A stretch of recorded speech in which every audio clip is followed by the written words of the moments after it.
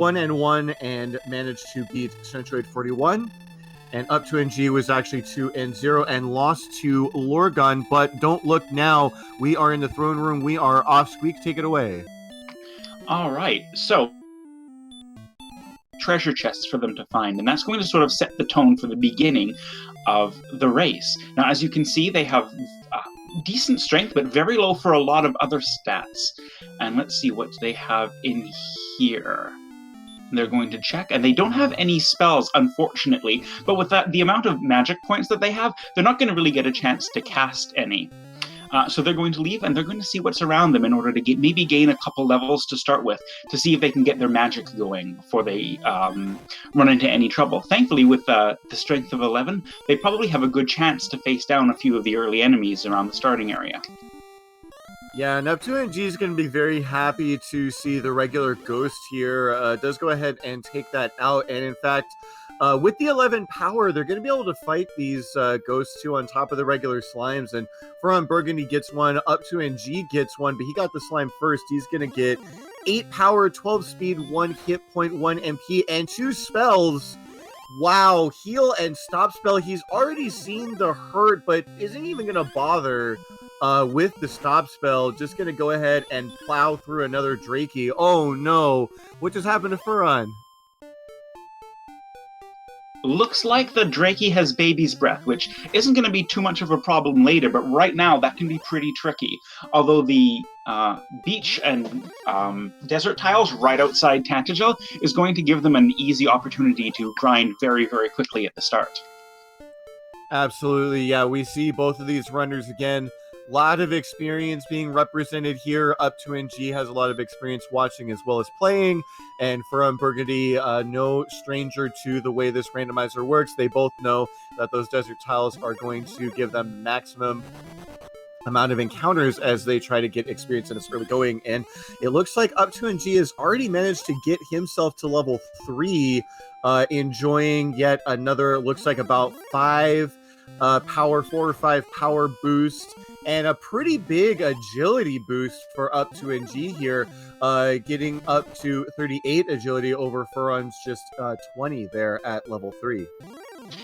Yeah, that's going to give him a much better chance to run if there's anything that he doesn't want to deal with, like, for example, a wolf that might show up if he tries to explore any further, and it'll also make it easier for him to last any monsters that he wants to slug it out with, because he doesn't have any weapons yet.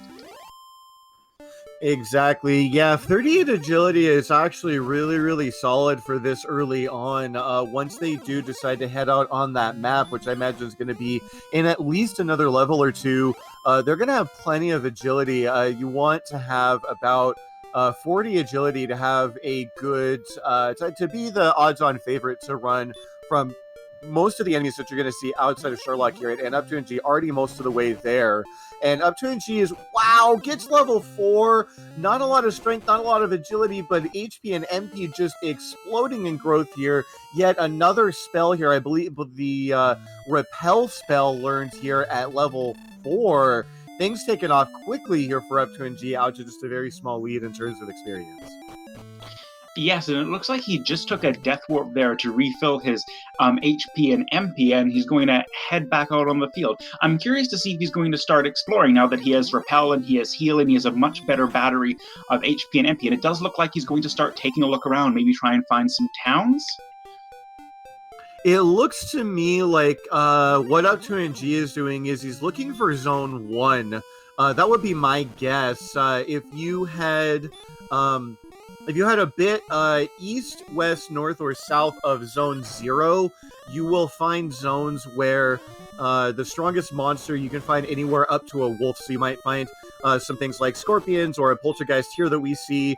You might find a skeleton like we see on FearonBurgundy's screen. And unfortunately, it looked like Feiron had maybe been put to sleep, but it looked like he managed to wake up and grab that kill to get himself to level 4. So he's going to get that HP and MP back, and I imagine he's going to go ahead and take an intentional death as well. And yeah, it looks like up2ng has managed to find at least Zone 1 here.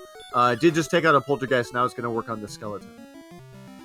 Yes, and I can see Feiron, looking for a town, and what is he going to find? He's going to find a wolf outside, and inside the town it looks like it's Garenham. So that might give him an opportunity to get some to have something to work towards for buying something.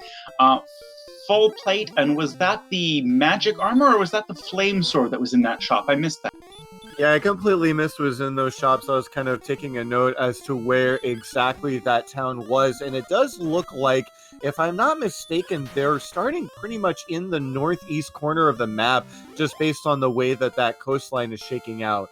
But yeah, without keys and without money, not a whole lot to do in Garenham just yet, but a wonderful town to have marked off already, as Furon is going to take level 5 here.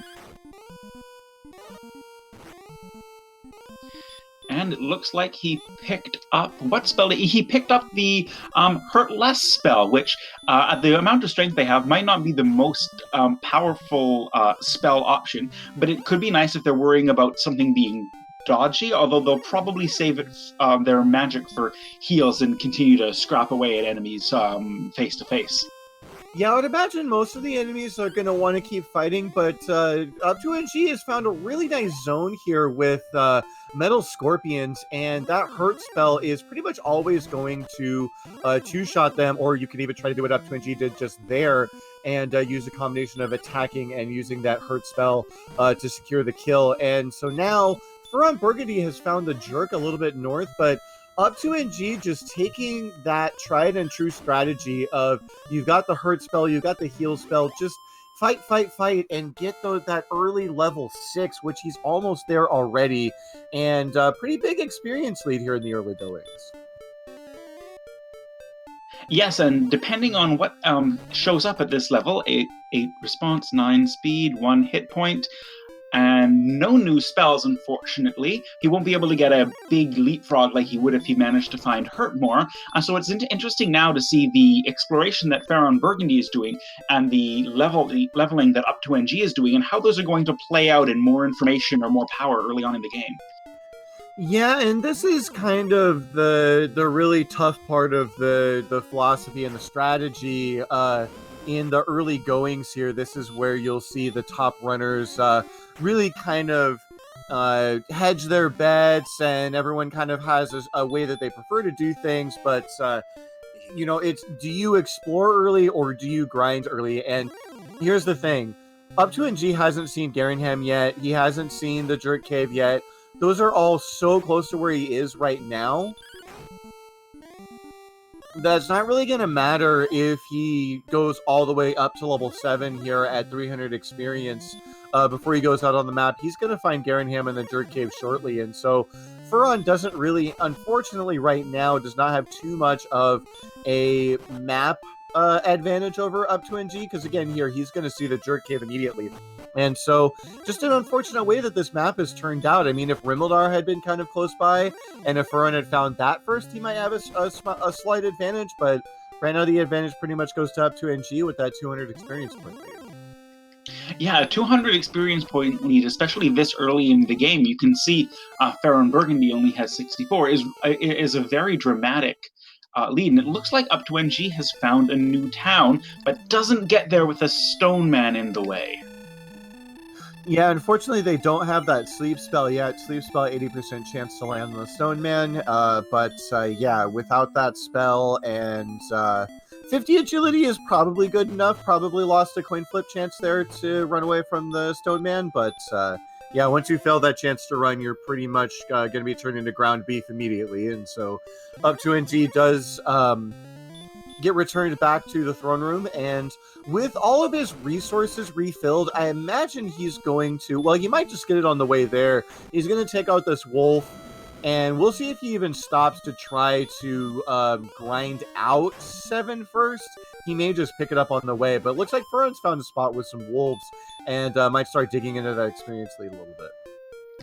Yes, and even though the wolves have the baby's breath, they're still managing to fight them and the skeletons as well to give them some good early experience, seeing what's coming up at the next levels. The jump between them, as you can see on our tracker, even that little bit, that agility and that strength is going to really help FearonBurgundy once he gets to level 6 in lasting a little bit longer and pushing the exploration that he's been trying to do even further.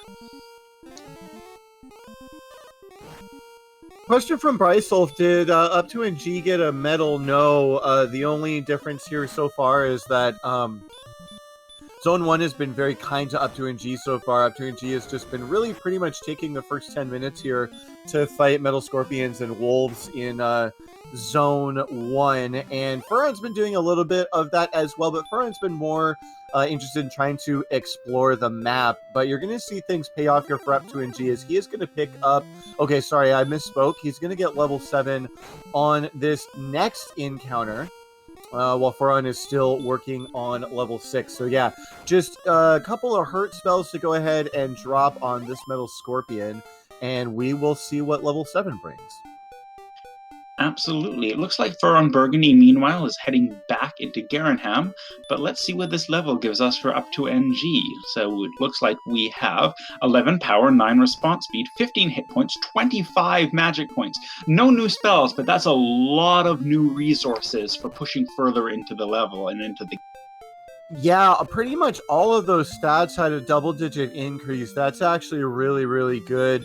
That's going to go ahead and bump up2ng's attack power to nearly 50, and the agility is almost 60, which is really good. HP is 73 already, which is crazy. And finding Breckenary here is up2ng. Checking out the shop here, a lot of cheap gear. I think I saw a half plate there. Definitely saw some magic armor, so that's a town that they might want to come back to later if there is a gold grind available. And having found Garenham, Furon's going to go ahead and do all of that sundry shopping. Buying themselves some herbs and a few other things. Yes, it looks like up2ng grabbed a few items up here in Breckenary, which has the magic armor. That could be something useful if they need to pick up a little bit more defense later. I don't believe we've seen a silver shield, though. So if a gold grind is available once they find keys, they still don't... There's nowhere particularly close to Tantagel that they can go in order to really beef up their defense in that way. Yeah, generally speaking, it is definitely my personal preference to know where a silver shield is first before doing that gold grind, but and in some cases you might really just want to get that magic armor as soon as possible. But so far the seed is looking not too difficult in that area. It's not really an armor emergency, and with that leather shield and or that leather armor and small shield, up2ng really gonna just go ahead and double down on the strategy of just getting experience early. Not quite comfortable with his position in terms of having offensive abilities as well as healing. Definitely has all the healing that he wants, has a little bit of defense power, but wants to go ahead and go to level 8 just in case level 8 has that hurt more spell.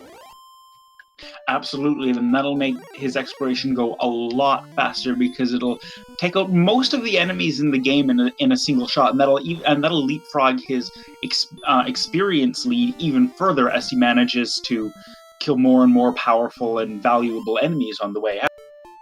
Yeah, exactly. Yeah, that hurt more spell, extremely valuable. Yeah, either gonna one or two shot. It's basically gonna one shot, it's gonna two shot, or it's not gonna work.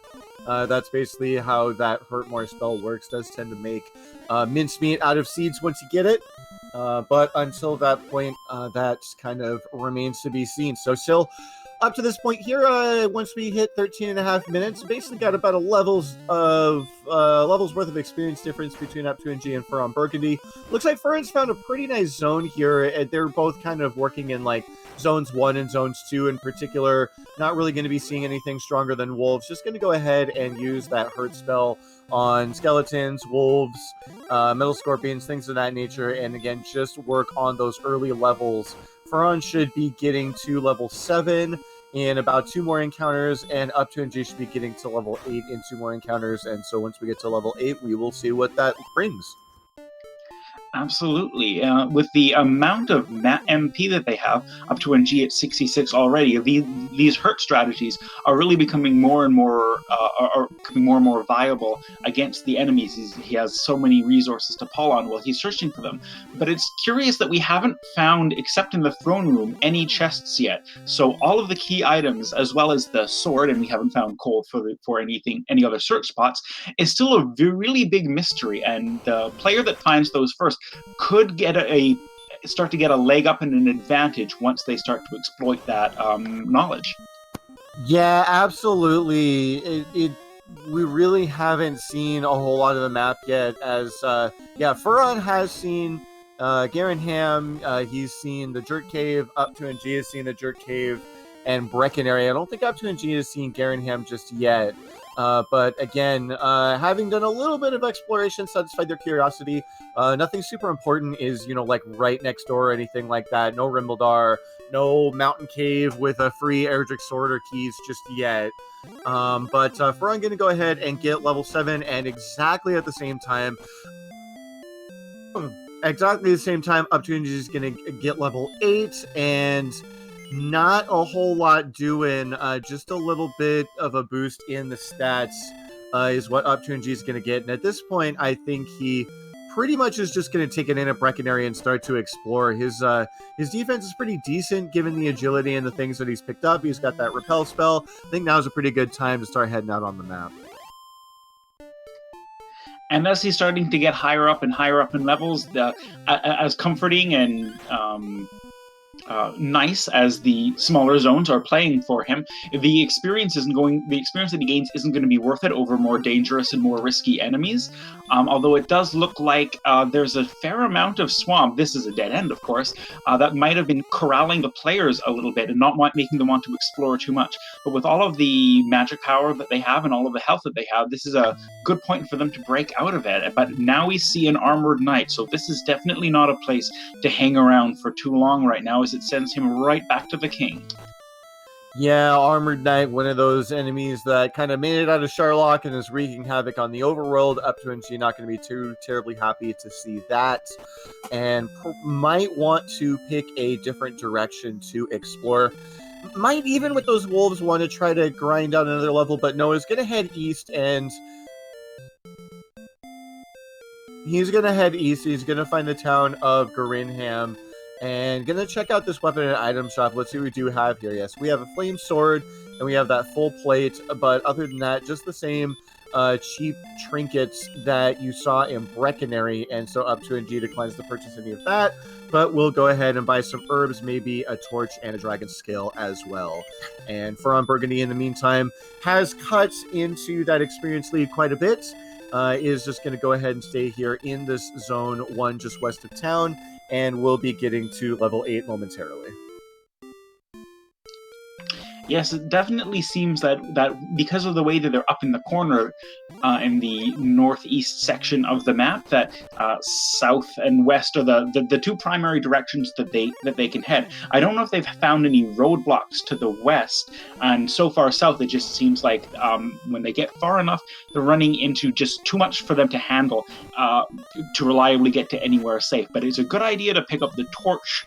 Now, I don't know if FearonBurgundy has any torches, because if they do run into any caves, it might sap a little bit of time bonking around, especially if they get lost or it's the tablet cave.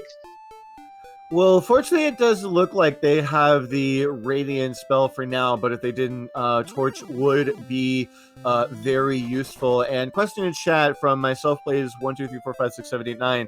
Yes, in the original version of Dragon Warrior, you will always go first in battle. The only exception is sometimes based on, in very, very rare circumstances, based on your agility, an enemy may get a surprise attack in the very first round, but barring that, yes, the hero will always go first in combat, and so you can always kind of keep that in mind when deciding whether to attack or cast a heal spell in battle. Well, now that you said that it's a very rare occasion, I'm definitely looking forward to double Dragon Lord ambushes coming up pretty soon. And that looks like we've just found the free stuff cave. So let's see what up2ng is going to find in here. And they are going to find the biggest stick. Oh boy, free sword, and here we go. And FearonBurgundy not too far behind, so I don't think either of them is going to realize this. This is kind of hilarious, but they're grabbing Erdrick's sword in the Sunstones cave at the exact same time. The best weapon in the game, now possessed by both players. We're not going to be here for 3 hours tonight, I don't think.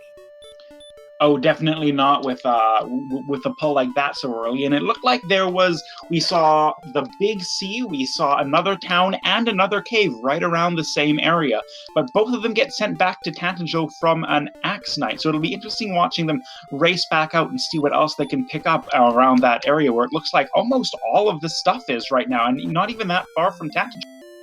Yeah, no, it's really not that far away at all. And up2ng finds the grave here. We'll go ahead and confirm that, but he decides he doesn't want to explore that right now. He wants to check out what this town is. It's the town of Cantland. I think the only town that would have really given him pause here would have been the town of Rimeldar if there were keys in there. But knows that's not the case now. He's going to go ahead and burn a torch and explore these caves. FearonBurgundy doing battle with a Demon Knight. Looks like they have hurt more, but that's been blocked already. Should have no problem taking that out. And up2ng is going to find in these top 3 chests a curse belt, a torch, and a silver harp. So 1 plot item found, and there is a bit of significance in that curse belt.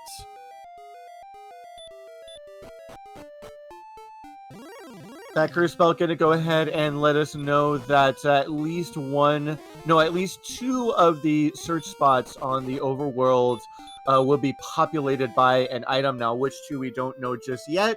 Only that indeed 2 of the spots are. Right, and those will be the search spots in Cole, in Hawksness, and one on the Overworld. And because they found Cantland, they have enough resources that if they really wanted to, they could look and see what those coordinates are. And if they're low enough, they might even be able to count them out. Although, with the location of where Tantagel is right now, that could actually be an incredibly difficult count. So I'm curious to see if any of them are going to risk that on the off chance that it could be something particularly easy for them.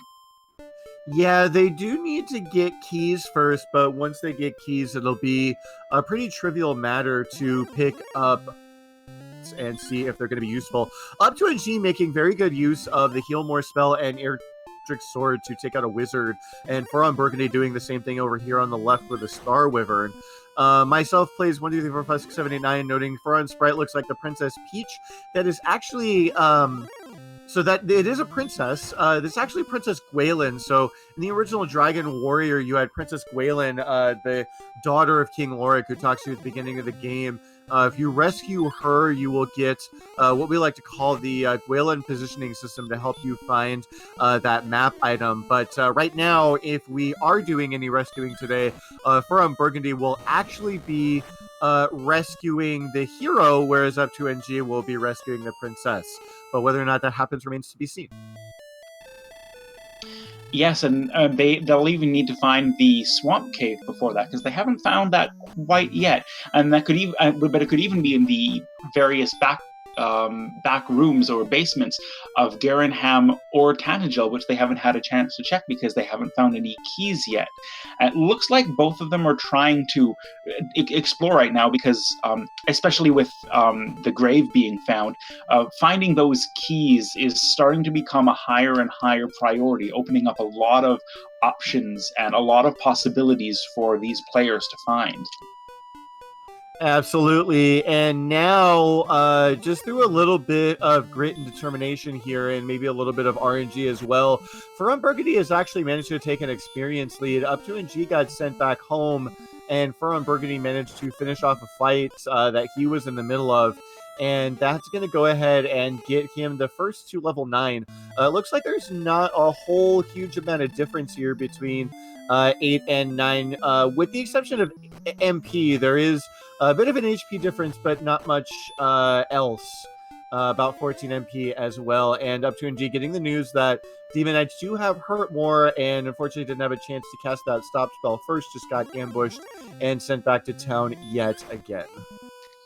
Yes, an Armored Knight showing off their Dragon Lord 2 breath, so they're definitely going to be a little bit of a problem later because they're pretty hard to run from, and they're also going to be all out through Charlock. So if that ends up being a problem, that could slow somebody down for a dive. But with the agility that they've got so far, I would be surprised if their Charlock dives are going to have too much standing in the way of them.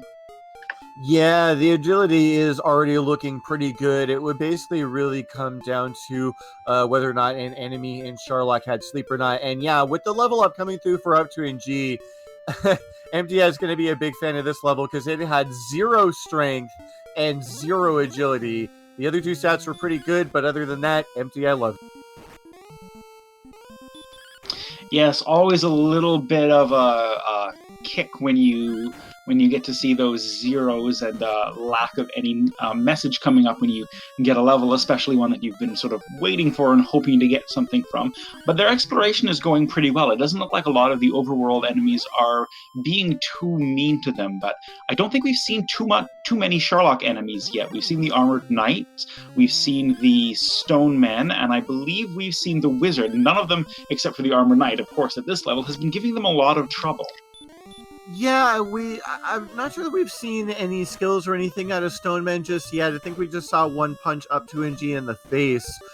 Here is an Axe Knight that up2ng is going to try to contend with here, using both Erdrick's Sword and that Heal More spell. Looks like they're pretty punchy. Hierophil is noting that Stoneman had Hurt More.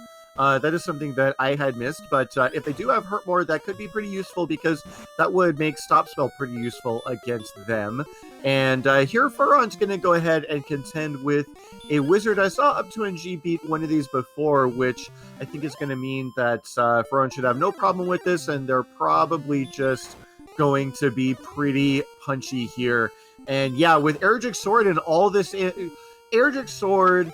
all the HP they could want and heal more, and all these Sherlock enemies, this one's going to go pretty fast, I think.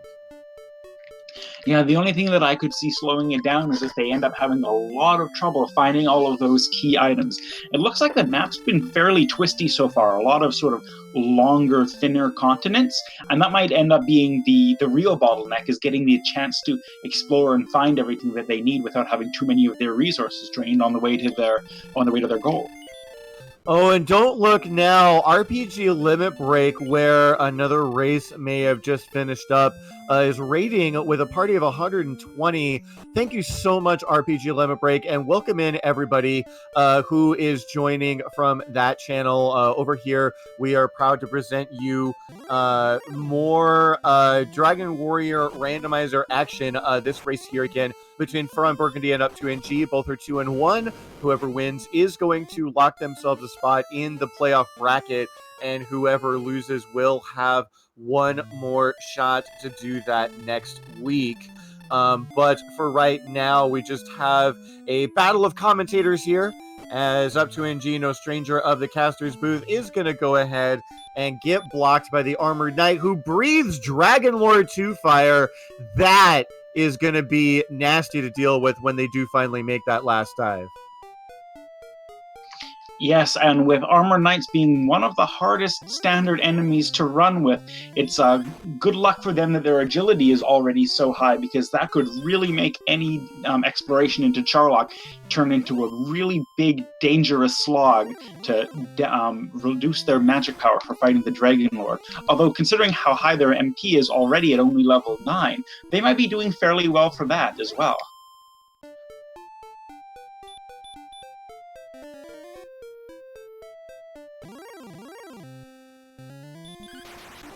And it looks like there's another town on FearonBurgundy's screen, and he's hit level 10, which I must have missed. It looks like it wasn't the biggest level that he's gotten, although his HP up at 99 is starting to get ready for Sherlock. So they're looking pretty close on the stats so far, and depending on what's in that town, they could be looking at either getting keys or getting some armor, so I'm excited to see what that's going to be.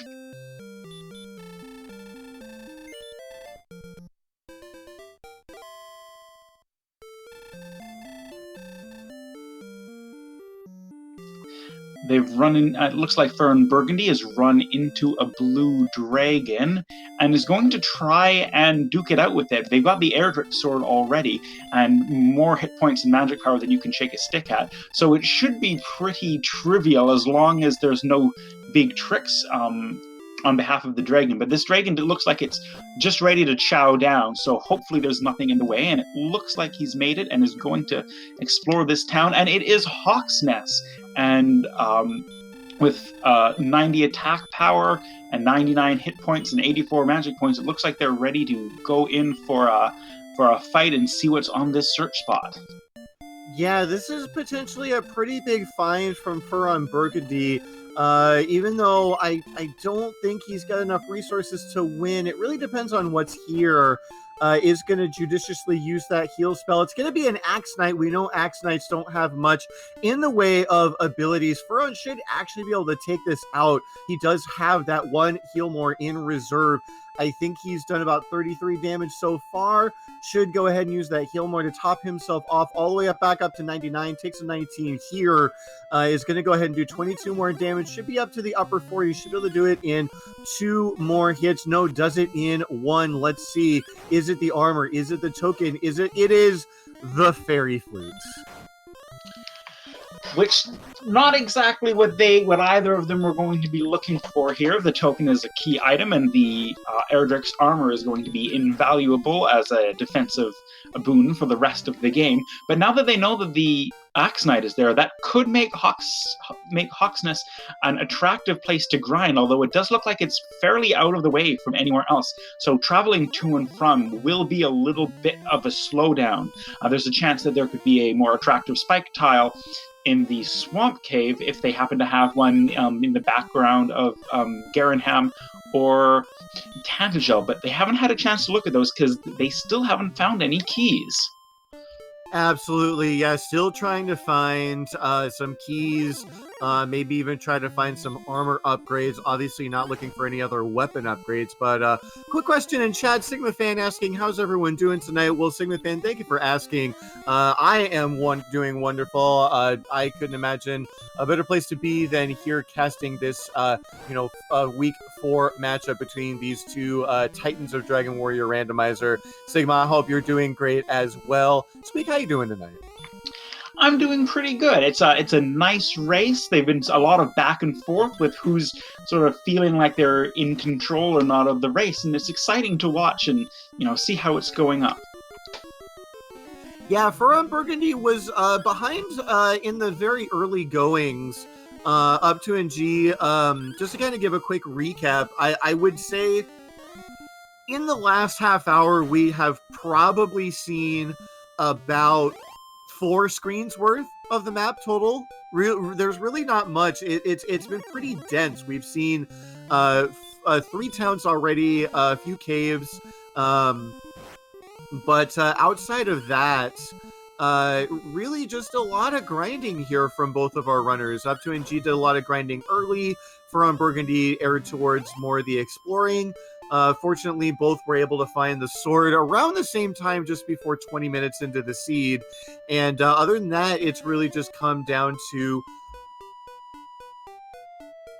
who gets what kind of battles. And I think up2ng has gotten a little bit of a raw end on the RNG, but the gap is not, out of the, it's not out of reasonable realms here for up2ng by any means.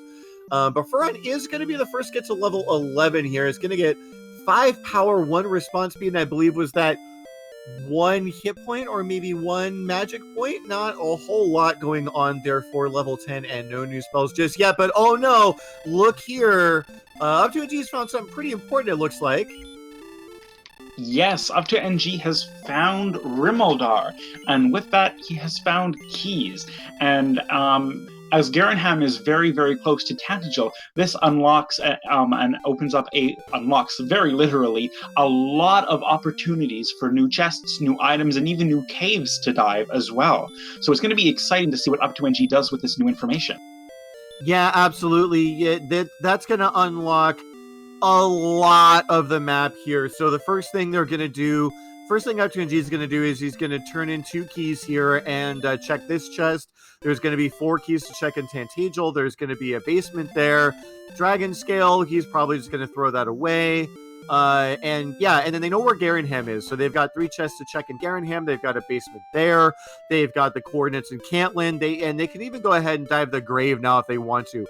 There's going to be checks for up2ng to do for probably the next 15 minutes at the very least. It's just really a matter of what order does he want to do them in. And it looks like up2ng is in no rush to get these checks done now. He knows that he can go ahead and explore the rest of the map and maybe try to find coal, maybe try to find Hawksnest. I don't think he's seen that yet.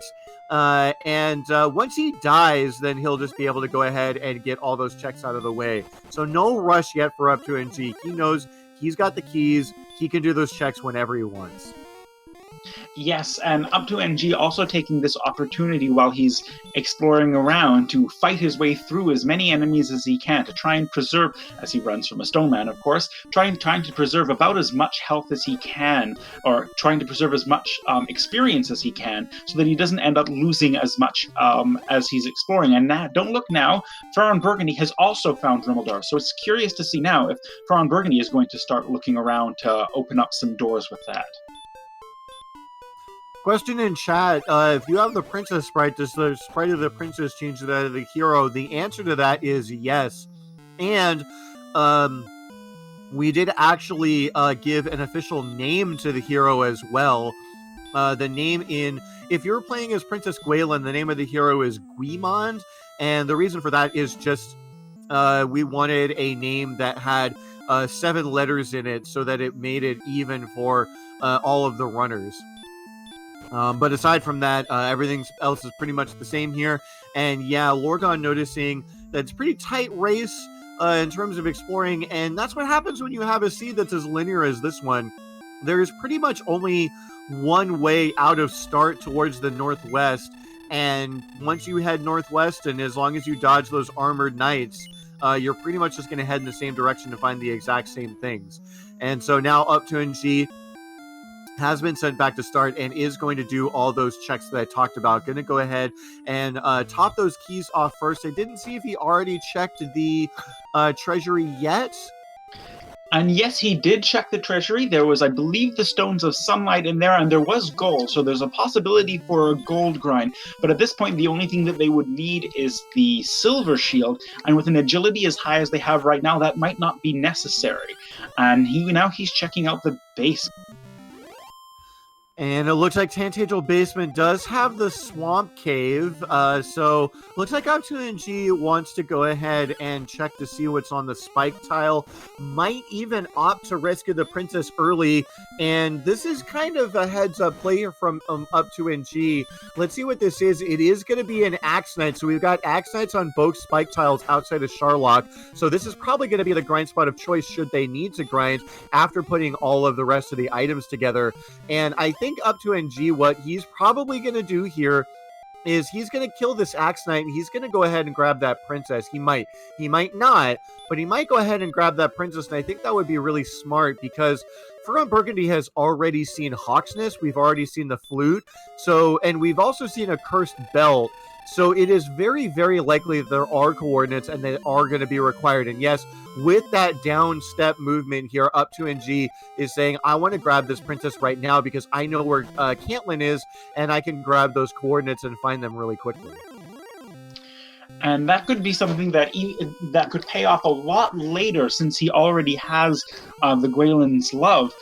He might be able to, depending on where the coordinates are, if they're close enough to Caitlin, that might give him a big advantage at picking up what will either be a key item, what was definitely going to be a key item if there are any coordinates at all. Exactly, and I imagine, again, we'll be figuring that out here pretty shortly. up2ng just gonna go ahead and bop this guy. Okay, he's gonna go ahead and do a short grind here. This is actually a pretty smart move from up2ng. He's got with that large shield that he bought, it's gonna have enough defense power, and with the HP, not gonna worry about dying to the Axe Knight anytime soon. Probably just gonna grind until he is down to 6 MP, where he'll use that outside spell to just get out of here immediately and safely. And this is going to make up that experience difference that exists between himself and FearonBurgundy. Fearon exploring the map right now will go up to about 2,800 with this kill right here, but with up2ng grinding out this Axe Knight, and yeah, FearonBurgundy getting sent back to start. Very unfortunate here, missing either the hurt spell or the stop spell. And I think up2ng is going to get level 12 first. Yes, I wouldn't be surprised if he manages to get to level 12 on these Axe Knights. First, it looks like FearonBurgundy, now that he's died and gone back to Tangel, is going to be able to clear out that treasury, restore his key count, check out the basement as well. And we'll see if he decides to stop in and check on the prince to rescue himself, or if he's going to head out to Garenham after. Yeah, it's going to be an interesting choice to see. Question in chat, will outside put him at the castle or the other exit? So what outside does in the swamp cave, it will always take you out of the top side exit. It will always take you out of the top side exit. And so if I'm not mistaken, we'll confirm here when FearonBurgundy goes into this, goes down these stairs here, but I believe the stairs led to the top side exit. And so... yeah, Hierophil is confirming that Castle was Swamp North. And so, yeah, what that means is that when they cast outside, you'll see up2ng do it here. Yeah, outside is always going to take them back to that castle exit. And so FearonBurgundy is going to do that, and it's going to take him to this opposite continent that you see here. And so basically, if Fearon wanted to make a quick trip back to Tantagel, you could just go into that cave, immediately cast outside, and you would wind up back in Tantagel Castle. Ooh, and it looks like there are 2 caves right in a row next to each other for FearonBurgundy. We found the Staff of Rain cave, so that's a leg up for him. And also another cave, and I couldn't quite tell what it was. I'm guessing based on how quickly Fearon left that might have been Tablet Cave. I'm not sure if he made any actual movements there. Let's see if he goes back into it. It's got to be either Tablet or Mountain Cave, and I'm guessing it's... no, it is the Mountain Cave. Okay, perfect. So FearonBurgundy has found the Mountain Cave. We've seen one Cursed Belt, and so we'll see if there are any other Cursed Belts here. This is pretty much going to clear out most of the chests outside of Sharlock, with the exception of the Tablet Cave, which I believe now has to be back here behind Garenham, and then these 3 chests right here. So within the next 2.5 minutes, we're going to see pretty much every chest outside of Sharlock. And Fighter's Ring here for up2ng. The only thing of consequence... Hyro Fellows, we haven't seen the token yet, and I believe it can still be here in the Mountain Cave or in the Tablet Cave. So, still a reason to... yes, Pantheros, the token can be in a chest. It's not guaranteed, but it can. So, yeah, still reason to look through Mountain Cave. And yes, good point, Lorgon. Yes, and it looks like up2ng, this is the Tablet Cave, I believe. And let's see what's in these 2. They have found a torch for FearonBurgundy, who is going to switch out the Cursed Belt for that, and is also going to pick up another empty chest. Now, do empty chests give us any new information? An empty chest is either a key or an herb. So when you have 6 keys and 6 herbs, if you pick one up from a chest, it says the chest is empty. I see. So no dramatic information like you would find with the Cursed Belt. As FearonBurgundy continues through the Mountain Cave, not casting outside, so excited to explore a little bit more. And up2ng might try to go through the Swamp Cave now, and we'll end up where FearonBurgundy is. But FearonBurgundy is fighting through these rogue scorpions on the way, so that's also helping him preserve his experience lead. Yeah, and ETAP pointing out that Fearon did find a second Cursed Belt, so we know now that all the search spots are in play. We don't know which is which yet, but basically we do need to find Cole, and up2ng went ahead and made the play to rescue the princess. That's going to pay dividends as well. Again, we don't know if it's going to be the armor or the token, but something is going to be on the map. So Cole and the coordinates are both going to be very important for our runners here. FearonBurgundy managed to get to level 12 first. I didn't see what it gave, but up2ng gets it here. 9 strength, 2 agility, 8 HP, and 12 MP. So no new spells, but good stats here for our runners as they kind of continue to explore on the map here. Still a very, very slight experience advantage to FearonBurgundy, and a slight knowledge advantage too as Fearon gets sent back to start. I think Fearon might want to go play for the Prince Guimon now. Let's see if he does. Yes, with the chance of no, it looks like FearonBurgundy is not going to is going to go to Gurenham because FearonBurgundy hasn't had a chance to yet. I don't believe. up2ng going through to Cantlin to pick up what's there and find the coordinates to see what's there. But at this point, they also know that they need to find coal, and it's likely that FearonBurgundy might be heading towards that second continent to see if it's there once they're through with the cave here. Yeah, exactly. Fearon, basically just looking for the Fighter's Ring and the Death Necklace at this point because everything else has to be in a search spot. Is going to find that Fighter's Ring and probably will complete this. 8 south, 61 west are the coordinates. And I think with Gwaelin's Love already in hand, up2ng should not have a huge problem counting that out. It definitely looks doable. I think it's going to be potentially a bit south and east of where all these towns are, kind of like maybe near where Charlock was.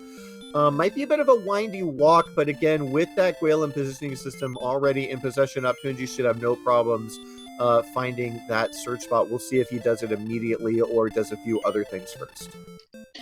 Yes, I'm expecting him to check the GPS as soon as he gets out of Cantlin, whereas FearonBurgundy has just finished with the Tablet Cave and is going to have a chance to go the next place that he's excited to see. And that might be back through the Swamp Cave, which I wouldn't be surprised with, but it looks like he's going to go past it too. So whatever's at the second continent, he seems to be more concerned getting the coordinates, because I'm guessing that FearonBurgundy is going back to Cantlin. Yeah, that's what it looks like he's doing here. And it looks like up2ng might try. It looks like he might be headed vaguely in the direction of where the coordinates lead. And yeah, he's going to use the GPS here. 9 north, 74 east. He's actually really, really close. So he's, I think, on the right spot here in terms of his XY positioning. There it is! Erdrick's armor confirmed on the map, and so up2ng is going to have that. And FearonBurgundy, I imagine, might want to pick up Prince Guimon, but other than that, will have that shortly. up2ng, definite advantage here, having that Erdrick's armor, and knows now that he needs to find coal as soon as possible. Once you find coal, you're in grind and go mode. Absolutely, and he knows where those spike tiles are, and with the armor, it's going to make that go a lot faster, because not only is it the most powerful armor in the game, but it also renders you immune to the stop spell, turns hurt more to half damage against you, and even those scary fire breaths that the armor knights have been doing, that gets cut by a third too. So that's really going to help their survivability, especially when they keep getting ambushed and taken and given big scares by the armor knights like FearonBurgundy has just been hit by. Absolutely. And Panthanos, all chests have been found, right? Technically, not all of them have been found. There are 7 chests within Charlock Castle and 2 at the bottom of the grave. But as those those chests we now know have pretty much nothing consequential in them. Maybe the Death Necklace sitting there somewhere, but not going to want to bother with that, as we do get confirmation. The Armored Knight is fight and 25% Dragon Lord 2 fire. Not the worst thing in the world, not the best thing in the world. So yeah, Lorgon noticing we haven't seen the bottom of the grave, but up2ng hasn't fought this monster in Hawksness yet, hoping the token's going to be here, going to get that bad news, as FearonBurgundy is actually going to go ahead and count this out. And we know for what up2ng did earlier, this actually shouldn't be too hard to count. It's just a matter of keeping your count as you find all of these nasty, nasty monsters. up2ng finds the Fairy Flute, knows that he needs to find coal ASAP. Yes, it's a pretty straight shot with only 8, I believe. Only 8 steps south of Tacnagel. So finding the armor isn't going to be too hard. And if he can manage to pull it off, that's going to save up all of the time of checking in at the spike tile because he knows that there's Axnites in Hawksness already, so there's no reason to check a second spike tile because Axnites are probably one of the safest monsters to grind on that you can find on a spike tile, excepting anything that has a particularly generous stats or abilities for you. Yeah, exactly. And if they can get hurt more in the next level or two, which it looks like up2ng is going for, doesn't even want to try to find the token just yet, would rather get some experience first, get level 13 first. If they get hurt more on this next level, these Axnites are going to be dying even faster. Hurt more is about, I think it's about an 80% chance to one-shot an Axnite, and even if you don't one-shot it, you're guaranteed to get it on the next attack. And with no skills to speak of here, these Axnites are going to be a primo grind and go spot once they are ready to do that.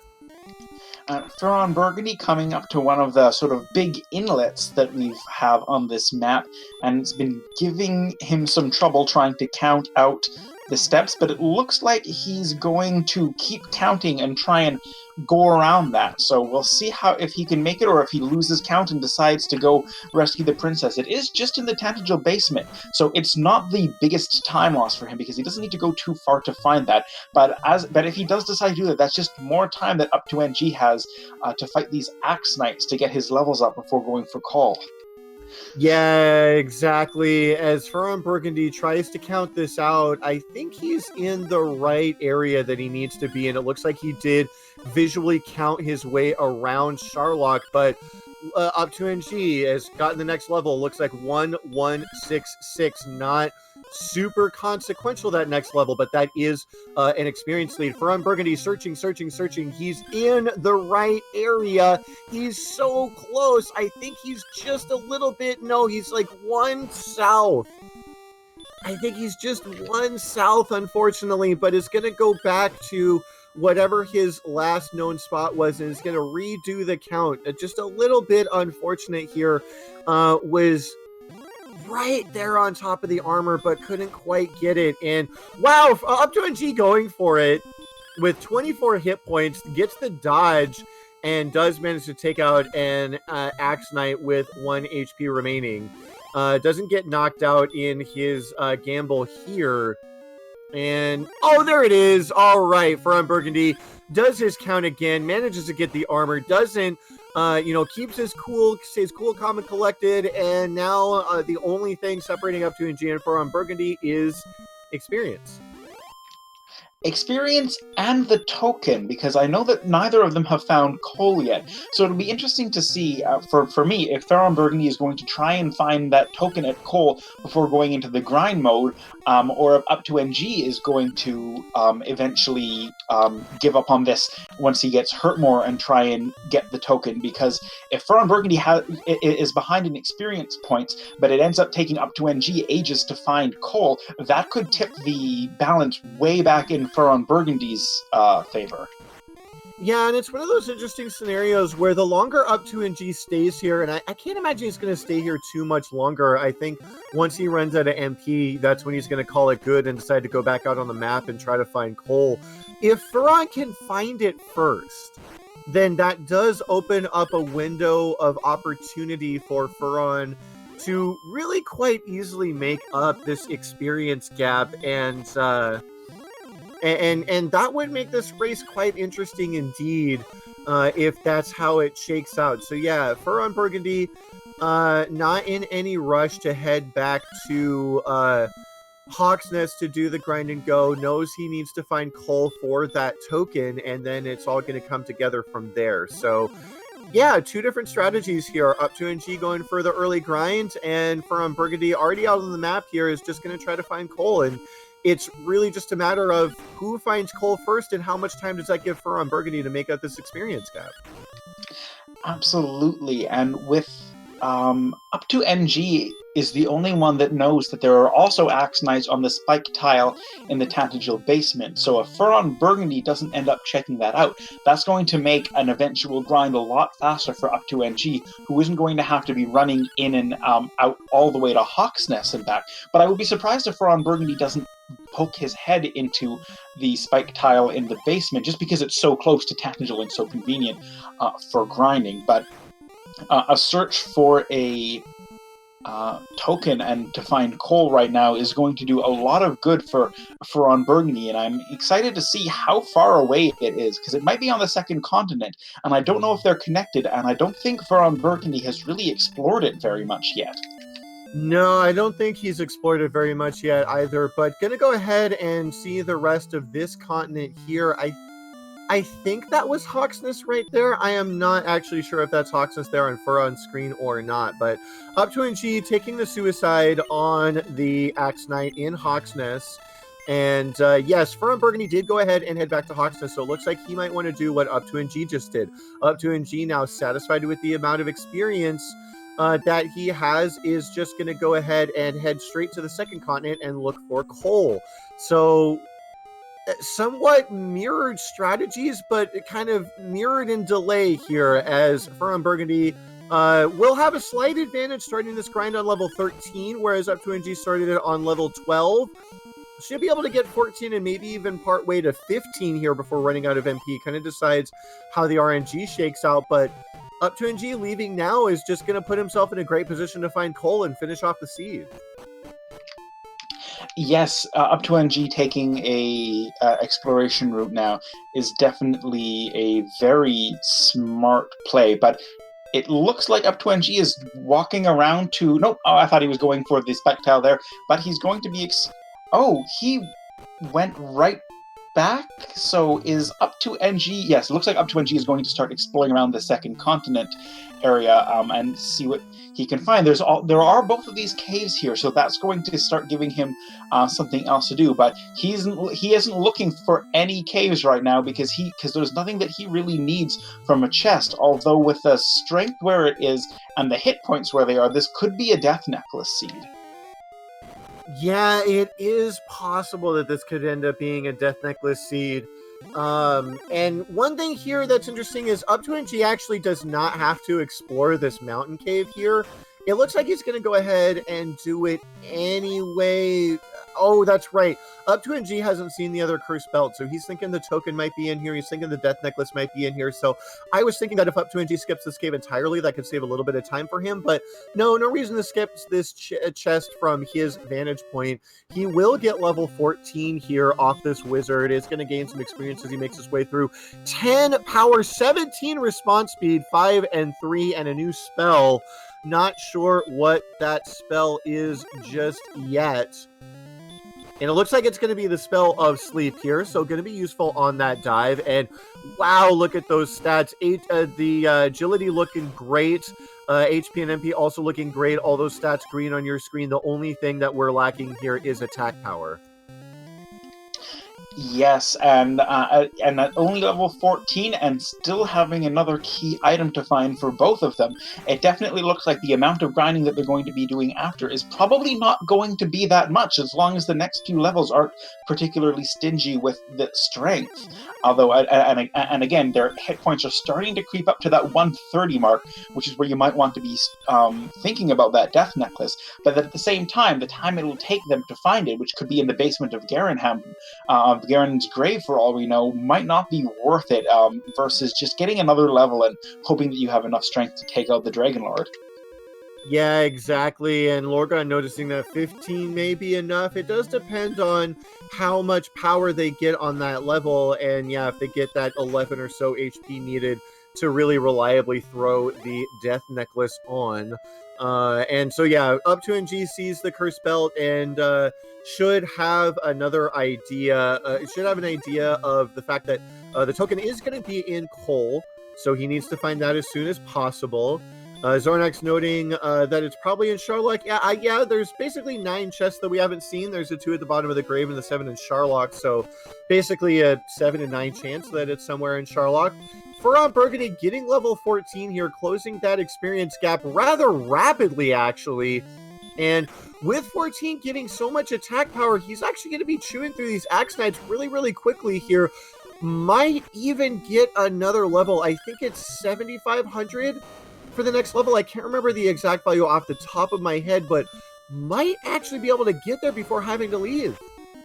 Yes, 7,500 is the next level, and with the speed that he's taking out those Axe Knights, I wouldn't be surprised if he manages to pull that off, especially with even the small incidental HP regeneration that he's getting from the armor that he's got. And it looks like a correction from chat is saying, oh, no, that has 2 cursed belts been found, or was that a hypothetical about a second cursed belt? I'm a little bit confused now. No, we found 1 cursed belt. I don't remember where the first cursed belt was, but the second one was there. I believe a cursed belt was in the treasury. I know we found one really early on. I don't remember exactly where it was. It might have been in the grave. But we've seen 2 cursed belts already. We've seen 2 cursed belts already for sure. I know we have. I don't remember exactly where they were, but we've seen 2 cursed belts already. So the token has to be in Cole, which could be this right here. And a double spark over Swamp Bridge. What a lovely seaside town to explore in. Alrighty, and yep, there it is. up2ng going right to the search pot, finds the token, and he is now officially in grind and go mode. Whether or it just really remains to be seen whether or not up2ng wants to how exactly he wants to handle this. Maybe if the next level gives enough HP to go ahead and use that death necklace, whether or not he's going to want to dive the grave for that. But other than that, pretty much in grind and go mode. Gonna head right back to Tantazel Castle, right back to that swamp basement. And so we know now that what FearonBurgundy needs to do is go to the opposite continent as quickly as possible and basically head in the same direction that he was before. FearonBurgundy had seen those 2 caves quite a while ago. Cole was on Juizel in chat asking where Cole was. Cole is on the opposite continent, just a little bit south and east. And so FearonBurgundy just needs to head in the same direction he did before, and he'll find that in short order. But for right now, just going to grind on Axe Knights. And so, yeah, we're going to have dual grinds on your screen, but just know that up2ng does have an advantage here. up2ng has all the plot items required, knows where the jerk is, knows how to get the rainbow drop, knows how to get into Charlotte Castle. All up2ng is doing is trying to get ready for the Dragon Lord himself. Yes, and up2ng also has this lovely advantage of knowing this, of grinding on the spike tile right in the basement of Tantazel, which is going to make his ability to keep himself going in a lot faster than FearonBurgundy is going to, because Hawksnest is quite a ways away from any of the other towns that he might be finding on the way. So that's so that's going to start to become more visible depending on how long it takes them to get into go mode. If level 15 is go mode, then it's probably not going to be too much of a difference. But if they don't get anything at 15, that might start to stretch itself into a more considerable lead. Yeah, exactly. And Fearon is gonna get real close to 15, but not gonna quite pick it up before suiciding this Axe Knight, unless he gets like 5 critical hits in a row or something obscene here. But no, might take this out depending on the damage roll. Yes, he will, and he might even take 1 more out. But wow, using that heal spell to just get every drop out of those resources that he possibly can. And let's see if he can take out this Axe Knight here. No, it's gonna dodge. And probably not going to take it on in this attack here. Nope, the Axe Knight's going to kill him. And I imagine FearonBurgundy will head over to that opposite continent, and hopefully we'll find Cole without taking too much time. And so just needs to head over to the other side and find Cole as quickly as possible, and then he'll be in grind and go mode as well. But up2ng with the advantage right now. Yes, up2ng definitely having the advantage there. Maybe not the experience advantage quite yet, but we'll have that soon, and definitely the knowledge advantage. FearonBurgundy is going to go through that swamp cave right now, and might even check the spike tile on the way, but definitely at this point is going to be looking to find the token above all else. Although with only an hour into the seed, and understanding that it might be a pretty fast seed, I'm wondering if to what degree either of them are starting to feel pressure about moving things along quicker. I have to imagine they're both feeling pressured. Up2ng took a little while to find Rimuldar, and Rimuldar was not too terribly far away. They both found the sword at almost the exact same time at 19 and a half minutes, but again, the sword was right there, not too far away from Tantagel. I have to imagine they're both feeling pretty uncomfortable with the way the seed has been going. In a jet seed, you really have no idea what the other person's been doing, what kind of luck they've been having.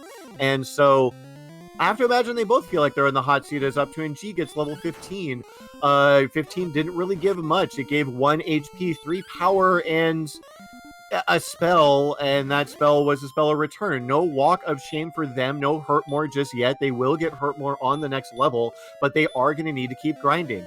And Furon getting the same bad news, I believe, as he makes his way through the swamp cave. Yes, is going to be on 15, and oh no, took a wrong turn. Didn't need to light that torch, but will find his way outside of swamp cave and is going to cross this bridge. This is a little bit unfortunate. Furon needs to head in the same direction that he found those two caves in, and just a little bit further away, and is going to explore to the west first. This is the smart play from Burgundy's standpoint, but for us in the commentator's booth and in chat, we know that he needs to go east. Yes, that dramatic irony is playing out right in front of us, and I'm every single step that FearonBurgundy is taking, I'm hoping not. And there we have a red dragon. I believe that's the first one that we've seen. So it'll be interesting to see again if this is going to be a very mean dragon or if it's just going to be a hungry one. And it looks like it's pretty bitey right now, so that's not going to be as bad as it could be. But I'm definitely hoping we see the end of this continent about as soon as possible, so that FearonBurgundy is going to start heading back in the other direction, and there we have it. Alrighty, wow, very, very small overworld for both of our runners here. Probably about 10 screens worth of real estate here, which may or may not be free. FearonBurgundy, fortunately, running out of room here before he goes too far away and can turn right back around. Is going to fight a golem. I'm going to go ahead and see whether or not they have any special abilities to speak of. Looks like they don't. The red dragon didn't either. And so that's going to be a quick 510 experience for him as he continues to make his way over towards Cole. Meanwhile, Up2ng just dutifully taking out Axnite after Axnite after Axnite.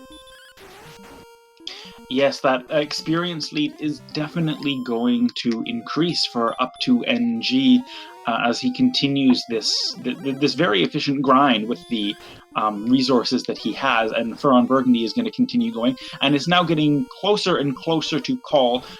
With the red dragons not really posing that much of a problem. I think the biggest issue that he could possibly run into right now would probably be another armor knight, because they'll still have hurt more. And the damage that the red dragons are doing is not really that much with the defense points that they've got.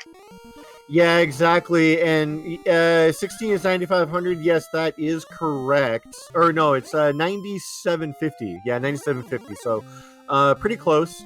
Up2ng is probably not going to make it on this dive. He's probably just going to fight his way until he runs out of resources and take a death probably in the upper 9,000s. But I don't think he's going to be able to get the level right here. But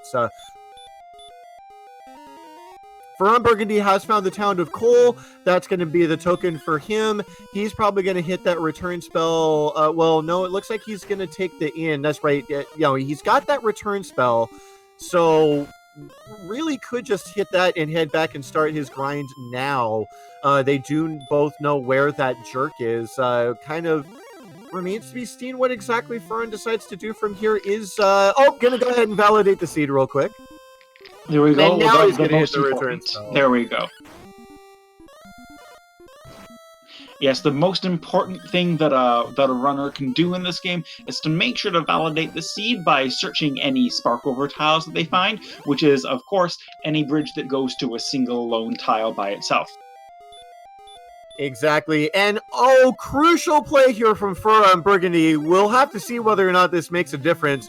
Furon actually grabbing the rainbow drop before starting the grind. That is the slightest, the very slimmest of margins, Wow, and okay, yeah, Lorgon noting that, Furon doesn't know about the Swamp Spike Tile because he never rescued Glaymond, and so now might just go into Sharlock and just make a dive, and with the HP being what it is, and with the stats being what they are, they may want to grab that Death Necklace. This may be an informational dive here for Furon, and if he can grab that Death Necklace, and if it's required, this could make up the difference right here. Now, up2ng is going to get level 16 well before Furon does, but oh boy, this is getting exciting.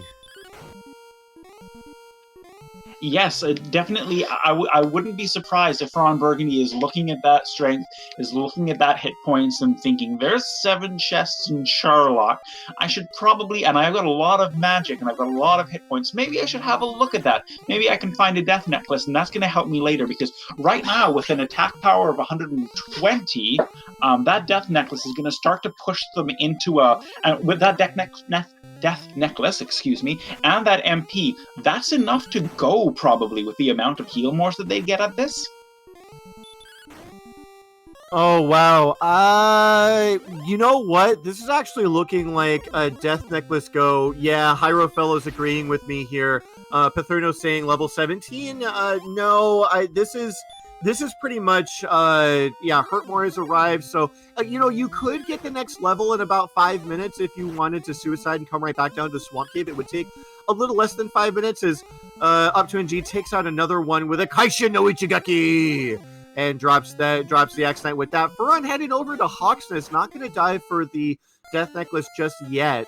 But yeah, up2ng knows here might just be getting just a little bit more experience. Definitely trying to make the efficient suicide play here. Don't think he really wants to get the next level. It doesn't really need it. But might want to fight his way down inside Sharlock just to get that next level before making the final descent. We'll have to see. Does up2ng head outside, or does he head back? No, he is headed back to the Swamp Cave. He wants one more level. I'm going to be perfectly honest. I find this a little bit surprising. Driesel 5 to 10 is worth diving with. So basically, what the play that we're kind of imagining here up in the commentary booth is with 138 HP. They could, if they find the Death Necklace, they could put the Death Necklace on. And what Death Necklace does in Randomizer is it gives you 10 attack power at the cost of 25% of your max hit points. And so basically, they would drop them down to about 100 hit points, but it would give them 131 attack power, which with all of their MP should be enough to win the seed. So yes, I agree with Lorgon. This is a very conservative play by up2ng, but also with Hurtmore, this level is going to come pretty quickly. Yes, Hurtmore able to take out an Axe Knight, possibly in a single cast, is going to probably double the speed at which he's getting experience points over simply attacking, even though it's going to take him less time to deplete his resources because he's not healing as often. Because he's right at Tangel, it's not going to take him that much of a time loss to walk all the way back, which is what FearonBurgundy is having to do because he isn't aware of the spike tile in the basement. And now I think what might be worrying up2ng is that up2ng knows that he hasn't checked the basement of the grave, and that's such a time loss to go down there that maybe he's weighing that even if there's the deck, even if he dives, that amount of lost time might not be worth it in exchange for just grinding out one more level and hoping that gives him the strength necessary to be able to go right as it is. Yeah, exactly. And with Furon having opened Sharlock already, okay, gonna go ahead and continue to fight Axe Knights here. Not even gonna look at the stats just yet. Is just gonna fight.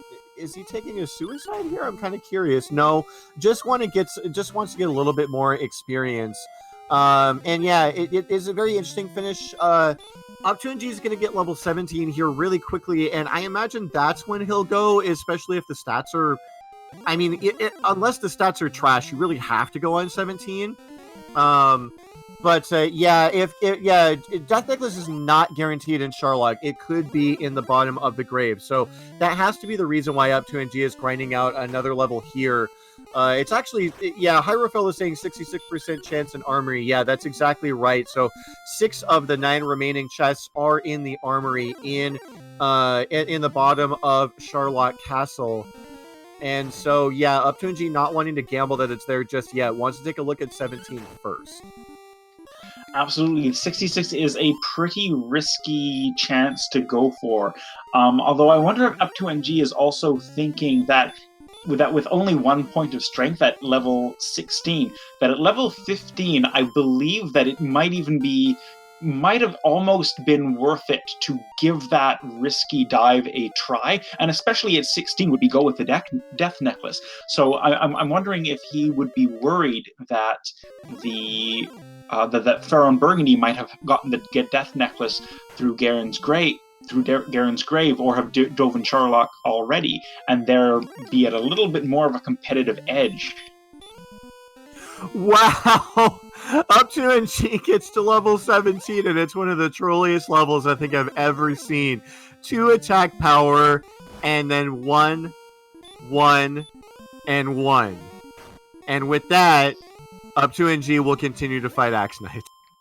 Woof, that is not a fun level, and it looks like up2ng is pretty dedicated to avoid having to rely on that death necklace, so he is going to keep going to level 18, and that is going to take him a little bit of time.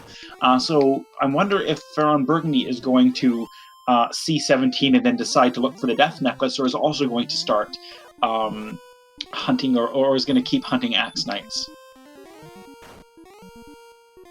Based on my math that I've kind of thrown out in chat here, I think it's actually winnable without the death necklace. But yeah, of course, Lorgon noting that 14,250 will take less than 5 minutes here.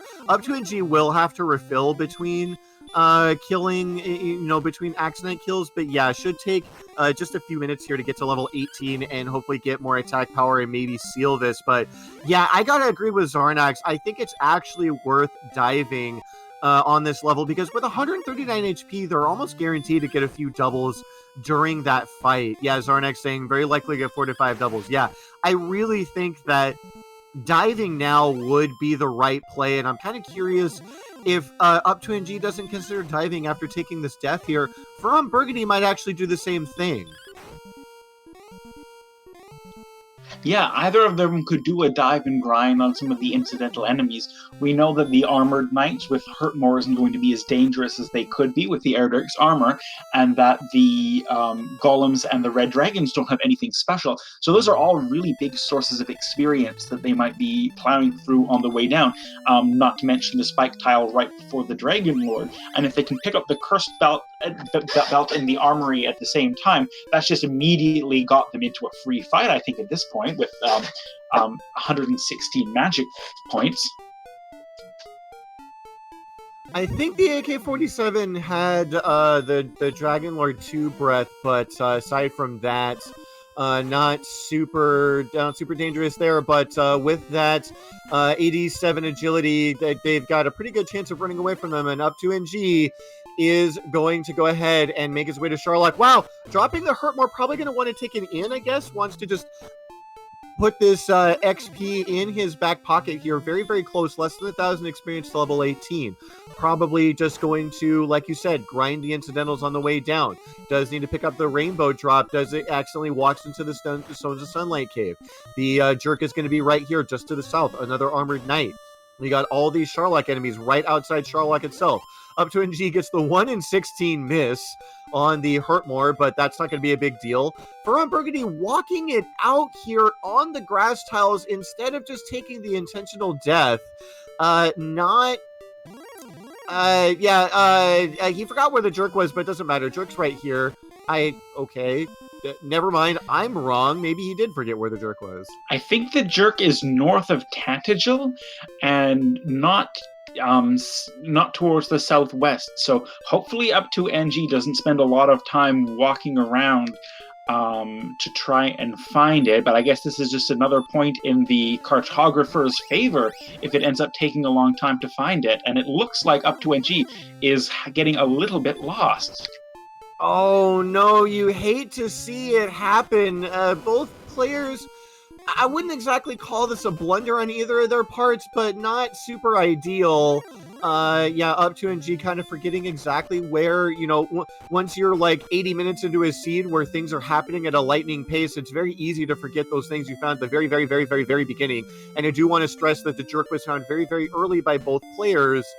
Up2ng might think it was in Garanham basement, which would be even more unfortunate. That's just more time that FearonBurgundy is going to have to make up the experience gap. And we'll have to see. FearonBurgundy taking the suicide has gotten 17, knows that it's pretty much worthless. If he's doing that back of the napkin math, he's going to know that he's got a shot at making it if he can make it down with all of his heal mores. He's probably doing the math in his head right now. He's going to go ahead and fight this accident. He's not going to kill it. He's going to get killed by it, and he's probably going to walk to Sharlock right now. And wow, this is wild. Up2ng does not remember where the jerk is. If this is what it comes down to, this would be one of the most awful ways to lose a seed that I've seen in quite a while. Up2ng, I think, just needs to go a little bit north, and I think there's going to be a cave like right up here. I think I think this is where we have it. Thankfully, there's not a lot of directions to go on the map, so up2ng can get that after not too much of a hassle, but that's definitely going to be giving him a little bit of a tilt, realizing that he got lost for a little bit. While FearonBurgundy is pretty close in experience points, but is heading back to Hawk's Nest, it looks like. Could be headed back to Hawk's Nest, could be headed, you gotta go by Sharlock in order to get to Hawk's Nest, so we'll have to see. Nope, it looks like, based on the walking patterns, it's kind of hard to see, but I think, it looks like he's headed towards Sharlock Castle, and okay, so we're gonna have both players entering Sharlock. Wow, up2ng is gonna go ahead and grind out 18, is really, really, really close to 18. He's found some wizards. He's already defense breaking them. He just needed 80 defense points to do that. 2 more wizards would get him the level, or even this wolf plus another wizard. And Tila says Fearon is banking on the death necklace. That is one thing that would guarantee it, but really, if he can make it down with all of his heal mores, I don't think he actually needs the death necklace in order to do it. Up2ng, very interesting play here, could get the level on the spike tile monster, but would rather get it before going in and taking the heal.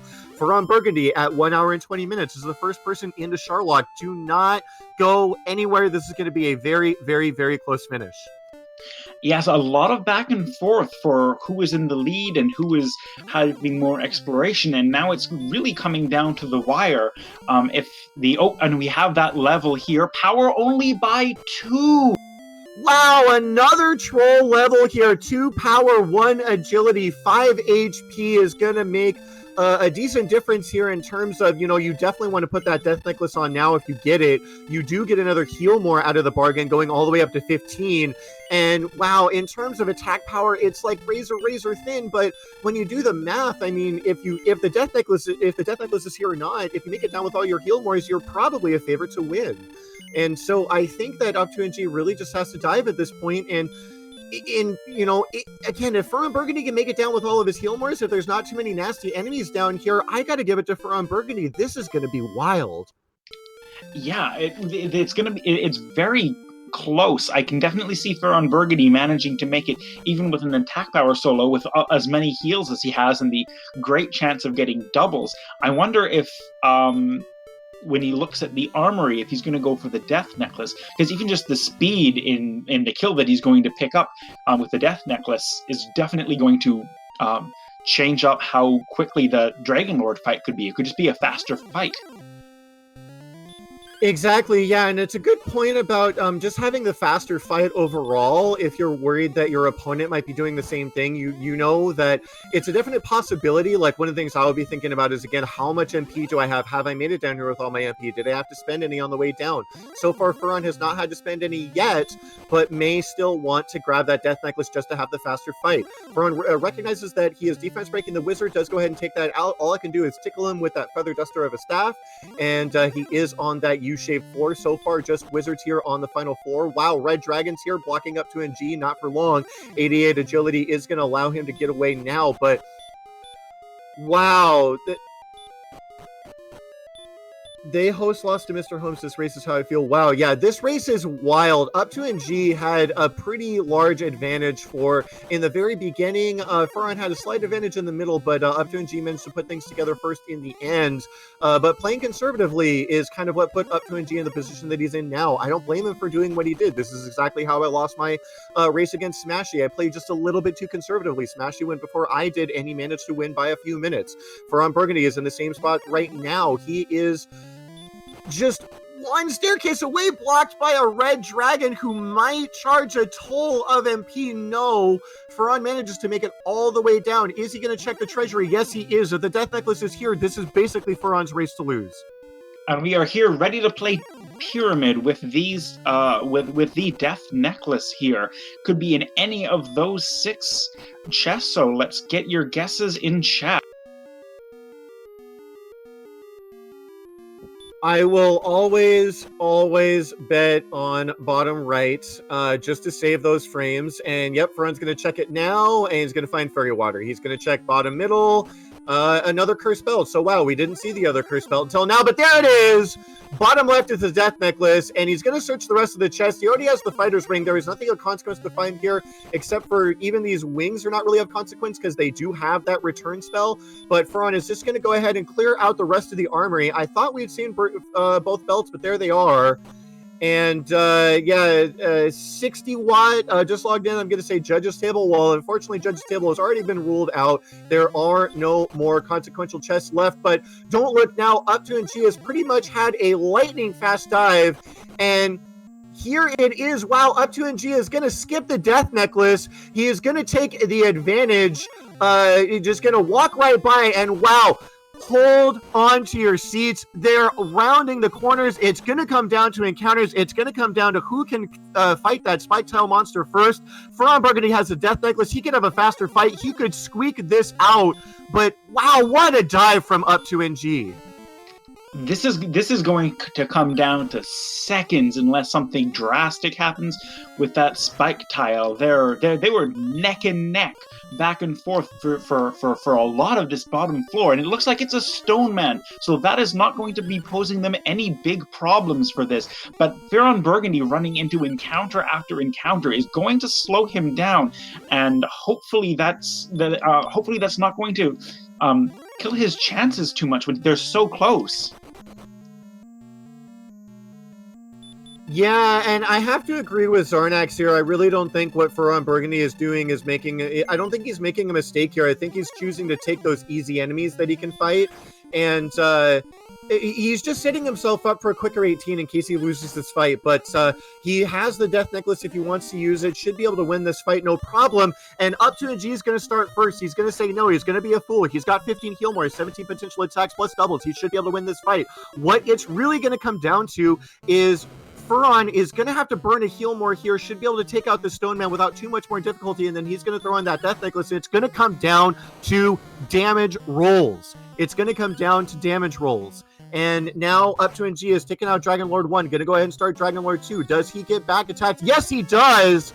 Is going to lose one of those potential attacks, but fortunately it's a very low bite. He should still get the opening double here. Rolls an 8 and a 12, so done 20 damage here, averaging 10, a little bit above actually what he could potentially swing for here. FearonBurgundy has beaten that Stone Man, is going to go ahead and put on the Death Necklace now. Might be a little bit early, might want to wait until he's right in front of the Dragon Lord to do it, but does get one encounter with a red dragon. Oh no, hopefully he can get away, and no, gets blocked as, again, up2ng is fighting this. No, it looks like he got away right afterwards, but up2ng is fighting Dragon Lord 2. Not sure what his damage rolls have been like so far, but FearonBurgundy potentially going to have the advantage here with that Death Necklace, doing about 16 to 8, whereas up2ng is doing a max of 12. So again, it's going to come down to those damage rolls. up2ng further along in the fight.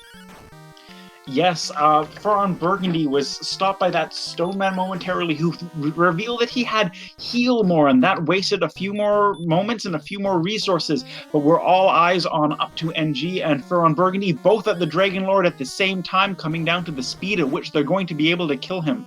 Will the head start that up2ng has be able to overcome the extra damage that FearonBurgundy is putting on? Yeah, it's really going to come down to damage rolls, and I think up2ng might be too far along in this fight. FearonBurgundy, unfortunately, taking those extra fights, taking that extra damage, taking those extra encounters, that's going to be the story of it here. up2ng had one of the fastest Sherlock descents you may ever see. Did have a little bit of trouble on those early floors, but once he got down towards the bottom, it was really quick, smooth sailing. Did manage to pass up FearonBurgundy, didn't bother looking for the death necklace, knew he pretty much had it in the bag once he made it down to that final floor with all of his heal mores. I wish we had a damage counter here, because that's what it's going to come down to. It really is going to come down to how many 15s and 16s can FearonBurgundy roll that up2ng can't. Oh, and a good note in the chat from JMan1865 that up2ng has princess delay. And now I don't know if that's going to be enough to really change things, but if it does, I think that'll be a first for us. Absolutely, yeah. Saving the princess does add a slight bit to your required dialogue before you can throw in that done. She will have a little bit of dialogue for up2ng first, but wow, that is at least the third 6th I've seen out of up2ng so far. But no, he's got the 7 here. He has got the Dragon Lord 2 down, and all he has to do is hit that return spell, talk to the princess, and he's going to be good. And we haven't seen it yet on stream, but I have seen it here in chat. Get out your GGs. up2ng is finished in first place with an official SRL time of 1 hour, 29 minutes, and 40 seconds. And I imagine that FearonBurgundy is going to be less than a minute after that. I would not be surprised at that all. Such an incredibly close race coming right down to the wire. And there we go. FearonBurgundy has just... Oh, I thought FearonBurgundy had slain the Dragon Lord. Am I a mistake? Oh no, FearonBurgundy running out of resources, trying the YOLO hurt more. Tried to Swagon Lord, but unfortunately was unable to finish out the fight. Is going to get booted out of Tantagel Castle, and might try for the salty run back here, but will already have the news. Accidental or swag? Well, we're going to have to wait for the interview to find that out. And I did invite up2ng for an interview here. He said he just needs a minute here, and I don't blame him. The seed did go lightning fast here. But yeah, very unfortunate that Fearon wasn't able to close it out.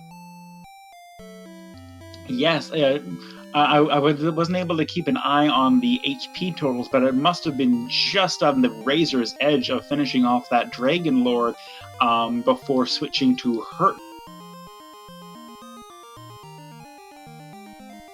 Yeah, I didn't see exactly when FearonBurgundy started casting Hurt more, but if he did it when he had 3 heal mores left, I have to imagine there might have been a little bit of, how did I lose this by such a small margin tilt? That would be my guess, but again, we're just going to have to wait for that interview to find out for sure. It looks like he is planning for the salty run back, though, is buying more herbs, is topping off the HP and MP, and just going to go ahead and dive one more time. Zarnak saying the DL2 must have had 150 or 151. If we get Hyro Fellows to throw that up on the screen for us, we can confirm that. A lot of people saying that Fearon was behind on damage. Unfortunately, with 2 Dragon Lord fights going on at the same time, couldn't quite count it out. And yeah, 151. Wow, Zarnak saying it right on the nose there. And wow, shaking out well for up2ng, who was getting those low rolls and low Dragon Lord 2 HP did help him out there, so... Yes, pretty low HP on the Dragon Lord, and it does sound like with the with up2ng's. Oh, hello, and it looks like we might have a guest in. Yeah, up2ng, man, congratulations. That watch that back. That's all I'm gonna say. I don't want to spoil anything. But I do want to hear the seed from your point of view. And yeah, once again, congratulations on the win. How you feeling? What's up, guys? Man, congratulations. Up2ng, I think you are muted. That's all I'm gonna say. I don't want to spoil anything. But I do want to hear the seed. Okay, we got Up2ng back in here, but I think you're gonna have to unmute yourself. Dude, I There we go. cannot believe Lost the that. button there. Go. Yeah, lost the button. All right, so yeah, I'm not going to say anything about the race just yet. You might hear it from FearonBurgundy, but definitely watch this one back. But from your point of view, how do you feel about this? Dude, I cannot believe that I won that Lost the race. button Like, when I didn't get the sword for 19 minutes, I was like, oh man, this is really bad. So I'll go ahead and tell you one thing right off the bat. You guys found the sword at exactly the same time. I mean, oh within my seconds of each god, other. that is like so crazy because oh man, I would say like 95% of other runners would have found it earlier than I did. Like it was really just barely outside the scope of where I like poke around and see what's out there. Oh my god, it was just like one more screen over. And when I didn't go there, like I went every other direction first also, and then we were finally funneled over there, and I was like, oh man, I can't believe the sword is right there. This is terrible. Yeah, you guys were funneled over there, but you had to get through armored knights at the very least, if not other nasty monsters. So it's not too surprising for me up here in the commentary booth to see that you guys got it at the same time. But I was thinking towards the end, as you guys were in kind of grind and go mode, that you might think that, oh, did I find Rimildar late? Did I find the sword late? Did I find this, that, or the other late? That might be a factor at a seed that, Yeah. It seems that up2ng, all your seeds so far have just been like really fast and intense. Yeah, I mean, anytime you start with Hurt More or you start like with a relatively early sword, it's just you feel like you're sprinting all the way. I mean, this one was a little tougher, like you said. Even when we got the sword, I still took a lot of deaths with some of the monsters. The Armored Knights with the Dragon Lord Breath were definitely a problem. So, I mean, there was some dying involved in the early middle game, kind of, even after the sword, but I feel like a lot of it kind of went okay after finding the sword. Like I thought my routing was pretty good. I was, I used wings a couple of times in good spots, and it didn't take too long to find coal. And thankfully it was in coal because I still hadn't checked the bottom of the grave. But then that was the problem, is like I didn't have the death necklace, and I just didn't want to gamble that it was in the treasury when I hadn't checked the grave yet. And I was like, well, it's probably only one more level. And then it ended up being like 3 more levels. Like, that was just excruciating. Yeah, those last 2 levels were, especially level 17 has to be one of the trolliest levels I have ever seen, especially in the situation that you were in where, I mean, 5 attack power does it. That's all you need. I mean, I was just like, if Furon like dove the grave before, he's going to be like going in 2 levels before me. Like, I mean, either he's going to know either he heard he has it, or he's going to know that it's like in the treasury or potentially up on the 2nd floor there. But I mean, if I had it, I would have been diving way earlier. And of course, it is a silver lining because Sherlock was pretty tough. So I mean, I'm kind of glad that I had some extra levels and got the agility score up, while I was waiting for the power, because there were red dragons and Arbor Knights all over the place. So I'm sure if Furon did go in there early, it may not have gone very well. I don't know. Yeah, it was a bit of an unfortunate thing. You guys were in Sherlock at pretty much the same time, and it was actually you guys were in Sherlock at the same time. It was actually a very exciting finish to watch. But Furon is taking his 2nd chance at the Dragon Lord right now. Yeah, I just kept wondering about the decisions at the end. If I had to just keep going for another level, or if I should have like aborted and went and cleared the grave real fast, or like, do you go into Sherlock and try and look for the death necklace like ahead of time? I just was like, with an Axe Knight grind, it's just so fast that you don't want to like leave it. But then it was just like, oh, I'll just get 1 more level. It's probably the next level. And I guess it's 1 more level. So I did that 3 times, and that's like 15 minutes or something. So I'm just thinking like, wow, he probably went in like way before me. Yeah, it's really tough in a situation like that. Like, I can totally understand, especially when it's in Tantagel. So all you got to do is take the suicide to get your HP and MP back, and then the door stays unlocked, and it's just right there. Everyone's got their different philosophy. I think in the same spot, I would just take the odds on play. Yeah. I mean, it's basically a 2/3 I chance. mean, It's right there in the armory.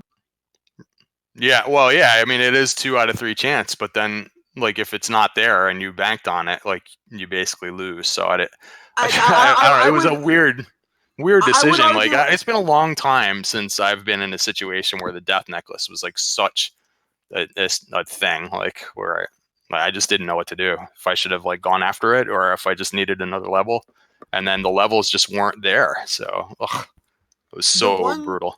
Yeah, the one thing I would argue against that kind of like if it's not there, you just lose is there was a lot of HP and MP towards the end in the seed as well. And so, kind of even as early as level 16 or 17, I was kind of trying to math it out, and it seemed like it was possible if you made it down with all of your heal mores. And so, unfortunately, Even without the death necklace, you mean? Yeah, yeah, I wasn't yeah. sure about the previous level. 17 was like just so gross. Like I just wasn't sure about that one.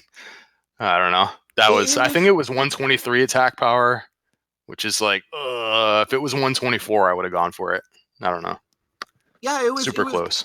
it was definitely gross and it was definitely close, but I don't think like if you go down hoping that the death necklace is there and it's not, if you keep all your heal mores, I Oh, I think see it what you're is saying. definitely Yeah. possible.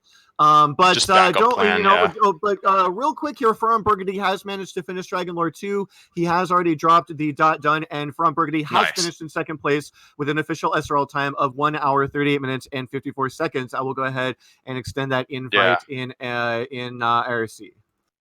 Seriously, he's become a very strong player in a pretty short period of time. I know he probably was practicing a little bit offline before he had his streaming situation set up, but just the fact that he's commentated so many races and has really watched closely how people play. I mean, I'm sure he ran a very solid race, so that's why I was worried, like basically the whole time. Once I thought I was behind with getting the sword, and then just not really knowing about the end game level.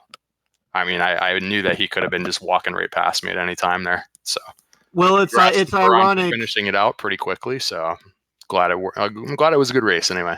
Yeah, that's a bit of an ironic turn of phrase, and I think you'll see why when you watch this back. Things were definitely back and forth, neck and neck, and even in terms of just geographical location.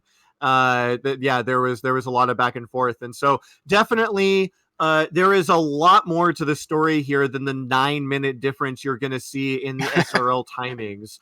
Oh yeah, FearonBurgundy I'm sure it was a good race. FearonBurgundy has agreed to an interview. He says he needs some scotch first, and I don't blame him whatsoever. Yeah, it was one of those seeds. It was like not like a super like hell seed or anything, but it was kind of like you really felt the challenge of it. It was, I don't know. There was a lot going on with it, so I can understand like needing to relax after that one. That was a pretty tough one. But yeah, I'm glad he's going to be jumping in here. I'm sure he'll have some nice things to say about this one. Yeah, and while we're waiting for Furon, I would like to pivot back to the early part of the race. You had found a zone, I think maybe like northwest of Tantegel, that had a lot of nice monsters in it, and you stayed there for quite a while, taking use of that hurt spell, and honestly stayed there a little bit longer than I thought you might have. Could you walk us through some of your thoughts in that first 15 minutes or so of the race? Yeah, trying to remember like which part you're referring to, because I did go with the secondary zone, which had the wolves and the metal scorpions. But then there may have been another place after that had, if there was, I just don't remember which monsters there were. But I think that we had, what did we have? Hurt, and we did have the healing spells. The strength score was kind of lagging though, and I don't know. I just feel like I like to make sure that I'm not like just running out and hitting a brick wall. I like to make sure that the levels are kind of moving along. So maybe there was like one additional level that was a little bit overkill, but I don't know. Yeah, I'll have to watch it back to see what you're referring to. But I think it was level 8 was the one that was a little bit surprising to me. But with that ding, I do believe we have FearonBurgundy here in chat with us. FearonBurgundy, GG, a wonderfully played race. As I was saying to chat before, that 9-minute difference does not do this race justice at all. Very unfortunate there at the end, but a well-played race from you, Fearon. You want to walk us through that from your point of view? Well, as far as I know I'm going to go out of order, but once I got to the Dragon Lord and lost, I knew without even looking at SRL that it was over. I knew that I had no shot. Yeah, it's really unfortunate. I was honestly wondering if you had seen that up2ng had finished. Do you want to walk us through the very end of that first Dragon Lord fight? There were some questions in chat as to what the motivation was there. Oh boy! As far as the Lavkian was trying not to spoil it. GG, by the way. Lavkian was saying, "Oh, you got to watch this one, see what happens." So, but I guess I'm gonna find out now. Well, yeah, GG up2ng. I kind of knew going into this it wasn't going to be if I lost, it was by how much. In this case, it's like 9-14? Basically a full dive. I was telling Lavkian I was pretty worried. There were two definitely big parts of the race that I was pretty worried about. So I know that you've been racing pretty solid, and you don't get here 2-1, by accident. So absolutely not. Yeah. But anyway, what happened? Well, wonderfully played race. One thing I do want to note is that I'm imagine that both of you finding the sword in the Stones of Sunlight cave, maybe feeling like you found it after the other one did. I just want to say both of you found it at the exact same time, so that was wild. But the other thing I want to say up2ng is, regardless of what FearonBurgundy says about the Dragon Lord 2 fight, this is still worth watching back, and I still haven't told you everything that's important that happened here. But I'll definitely watch it. But pivoting back to Fearon, if you don't mind, if you want to jump to a different point in the race, the thing that I'm most curious about right now is the end of that very first attempt at Dragon Lord 2.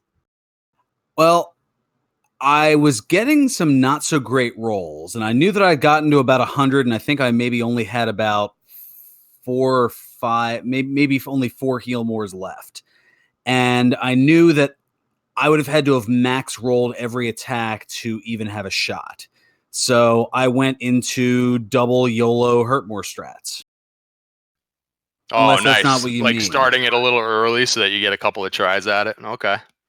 Yeah, that's what chat was noticing, because I think High Spirit said you had 3 heal mores or something like that when you first tried it.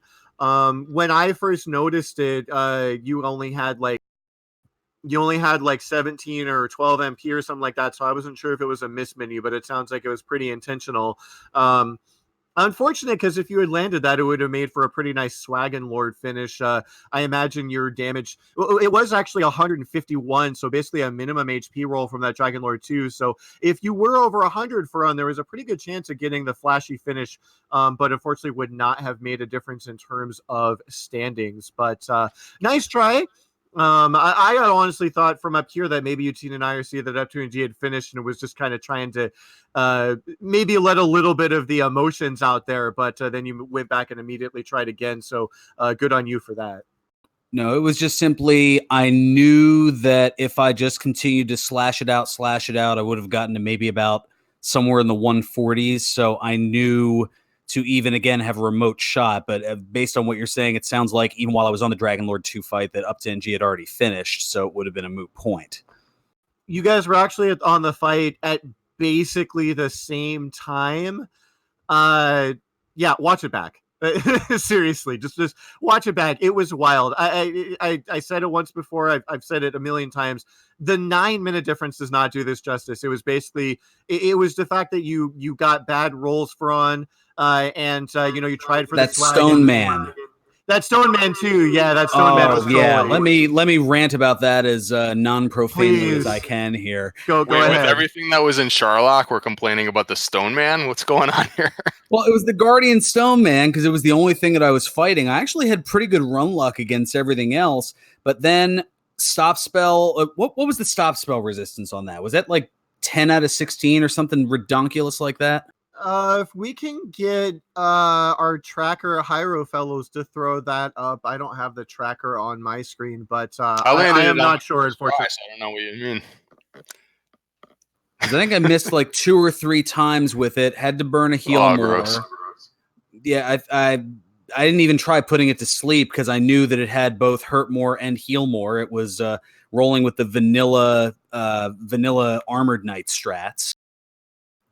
So once I saw it had hurt more, that was casting a bunch, probably 50 to 75% of the time, and then it threw the heal more out there as well.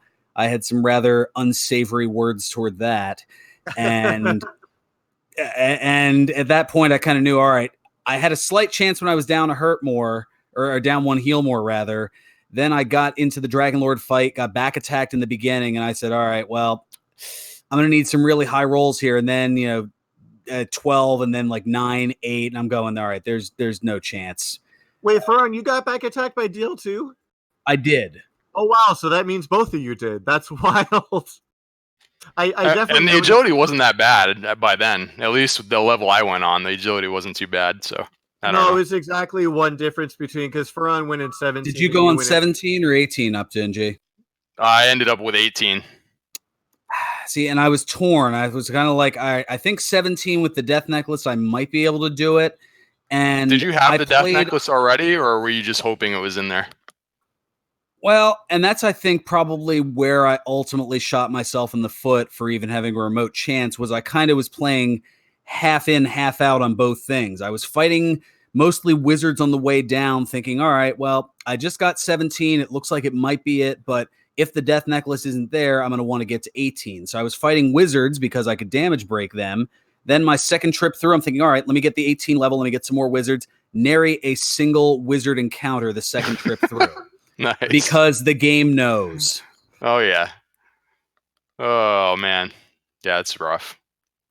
So it sounds like it wasn't in the treasury then. Wow. Okay. Oh, no. It was in the treasury. I was just, it was in the Sharlock treasury. I just had this halfway through. I was, wait, do I have the death? Oh, shoot. No, I don't. All right. I got to check the treasury. And if it's not there, then I'm really in trouble. I can't wait to watch this. I hope everybody out there enjoyed this one. I think, Oh, this was a nail biter all the way through. I mean, lead changes in terms of experience, in terms of knowledge. I mean, it was back and forth the whole way through. I mean, up2ng, you said it yourself when you got in here. Fearon, you've proved yourself to be, you've done your homework, and I've said it on my stream whenever you pop into my stream from time to time, as I think you actually did this morning. You've done your homework. You have learned from all of the races that you watched over the last year. You've been in this community, and up2ng said it when he came in here. You don't wind up at 2-2 by accident, and or 2-1 by accident. Unfortunately, falling to 2-2 here, but one more chance to make it to that playoff bracket. And I, for one, would be shocked if you don't make it. So, and you almost had you had a very, very good chance at making it here. So. A little bit unfortunate turn of events, but at the end of the day, that's Dragon Warrior Randomizer for you. Well, I'm glad that at least it was rather nail-bitingly competitive. I had a strange hunch. I felt like I was going in as the Washington Generals to up2ng's Harlem Globetrotters. I appreciate that, but I think you're selling yourself a little short. I'm sure it was going to be a good race no matter what. I knew that going in. I'm now 0-2 against those in the top 10 so far in this tournament. Lorgon being you know what? I can't wait to see the large numbers of 2-2 races we're going to have next week, which is going to shake out all of the remainder of the tournament. Those are going to be so good. They're going to be good, and I really think there's a good chance that people who are in that top 10 and top 20 may just find themselves eliminated from bracket play at the last second. It remains to be seen. I mean, Fearon, you were pointing it out yourself. I mean, you have less than 20 races under your belt, and you're already in the top 20 on SRL. I think that pretty much speaks for itself right there. So, and Tila noting that next week we've got, it's going to be 12 crazy battles coming up, in that week 5 as people scramble to make it to the bracket. My race is going to be tomorrow morning, and I really hope that I can secure that spot, because I really do not want to be in that gauntlet of 2-2. I'm looking at it now. I mean, Couch, Theorwolf, Hangry Canuck, Game Boy F9. I don't know. Do I call it now that I have this strange hunch I'm going to be paired with Game Boy because, I don't know, Randomizer knows? Yeah, I drew him last year in the first round of the playoffs. That was exciting. Yeah, it's rough. There's definitely some really good runners that are in portions of the Swiss here that we wouldn't expect. So Fury SK noting in chat that the Stone Man was 8 of 16, so 50-50 stop spell. Wow. So I just lost like 3 coin flips in a row. There seems to be a lot of that. My last race with Synthroid, I had the triple Hurtmore fail against an Axe Knight, which the odds of that is 1 out of 4,096. Yeah, that's pretty low. I landed the stop spell in the first try, so I feel like that balances out a little bit with the ones that you missed. So, yeah. Well, the second time around, little shout out to Shalimar there, DJ humor. But the second time around, I get it on the first try. Like everything was coming up Millhouse the second way through, and I think it was because the game already knew, all right, it's over. We're not going to embarrass Burgundy any more than we already have. Yeah, the whole thing, the end game, I thought was very difficult to judge. I wasn't sure if I should be grinding more levels or if I should be like diving for the death necklace to see if it was there, or like some of the levels were close, but then we weren't really getting anything. So it was extremely borderline, and you're right. And now as I'm looking at the stats here, I mean, there was a pretty decent gain in HP and that extra heal more of MP at 18. And that ultimately was where, I mean, that I think was the decision. You decided to grind up to 18. I decided to go at 17. I was more aggressive than I usually would play. And that's, I think, in part because of how good of a runner you are. I knew that I had to take some gambles. I knew that I couldn't sit back and play safe. I'm not usually somebody who likes to go in with a large shield. I like to do the gold grind, but I kind of knew 45 minutes in when it was set up. I said, nope, I can't take the time to get a gold grind together. So that's why I just outside. I think I cast outside of the mountain cave. That's I mean, I could totally understand going on 17 with like the backup plan that maybe you'll find the death necklace anyways, So, well, I think the plan was to find the death totally necklace. Understand it. But I also didn't realize that I didn't have it until midway down, and I kind of had a little bit of a panic moment of, oh gosh, what happens if? And that's when I started fighting wizards and kind of half-heartedly going, all right, well, I got to get to 14,250 just in case. And then when I found it, it put me in a wonky position where, I was I was caught with my hand in the cookie jar. I didn't have enough experience to get to level 18, but I had the death necklace and I couldn't really level grind with anything because there were so many armored knights and red dragons down there. So it was kind of just, all right, end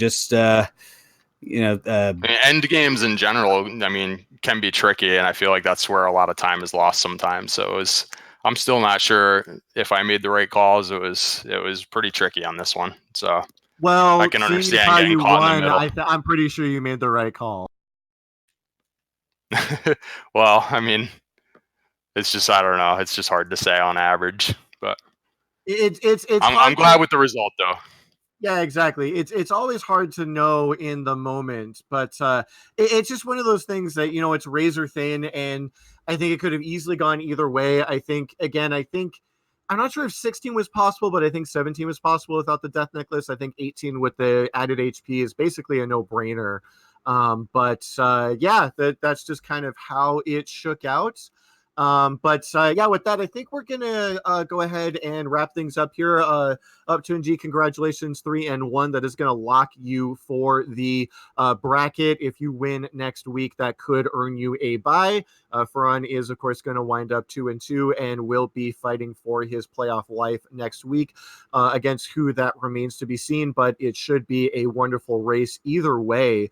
But I will go ahead and turn it back to you guys real quick. FearonBurgundy, do you have any last thoughts on the seed?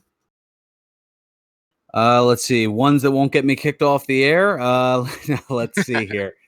It was a great race and a great opponent, and the result went about as at least I expected it to. Maybe I'm either selling myself short or other people are I don't know, overhyping me or something in there in between. But I don't know. I'm glad that at least it was close. That was kind of all I was looking to do at this point. And up2ng, any last thoughts from you? No, I'm looking forward to watching it myself, and I'm glad that people enjoyed it. Hopefully, people will be able to catch the archives later on or whatever. So, yeah, I'm really appreciate you guys stepping in at the last minute to make this happen. I know FearonX, the restreamer, just kind of took it when it looked like it might not happen, and lavkian, I'm glad you were able to do it as always. I think we have squeeq in here. Hopefully. Had some fun as well.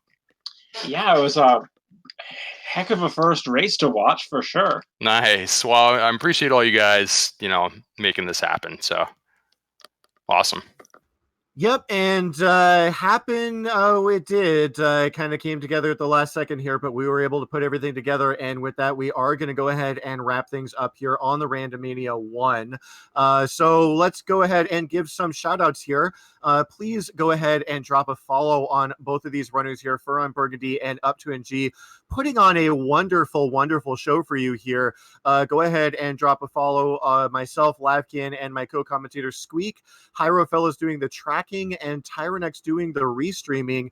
And as we watch, I think FearonBurgundy is playing a little detective game here, throwing up some fun on our screen as we close things out. But don't go anywhere, as just to do a little bit of self-aggrandizing here, I'm going to have a race against Bobski at 11 a.m. Eastern just tomorrow morning. I'm going to try to get that out of the way before I have a busy work schedule. But other than that, if you are in the audience, especially if you came from that RPG Limit Break host and you want to get in on this Dragon Warrior Randomizer madness, please go ahead and click that Dragon Warrior Randomizer Discord link, and you can go ahead and grab that download link as well. And if you join the Discord, we are more than happy to answer any questions, more than happy to help you get started, more than happy to help you join our casual races that happen pretty much every day while the tournament is going on.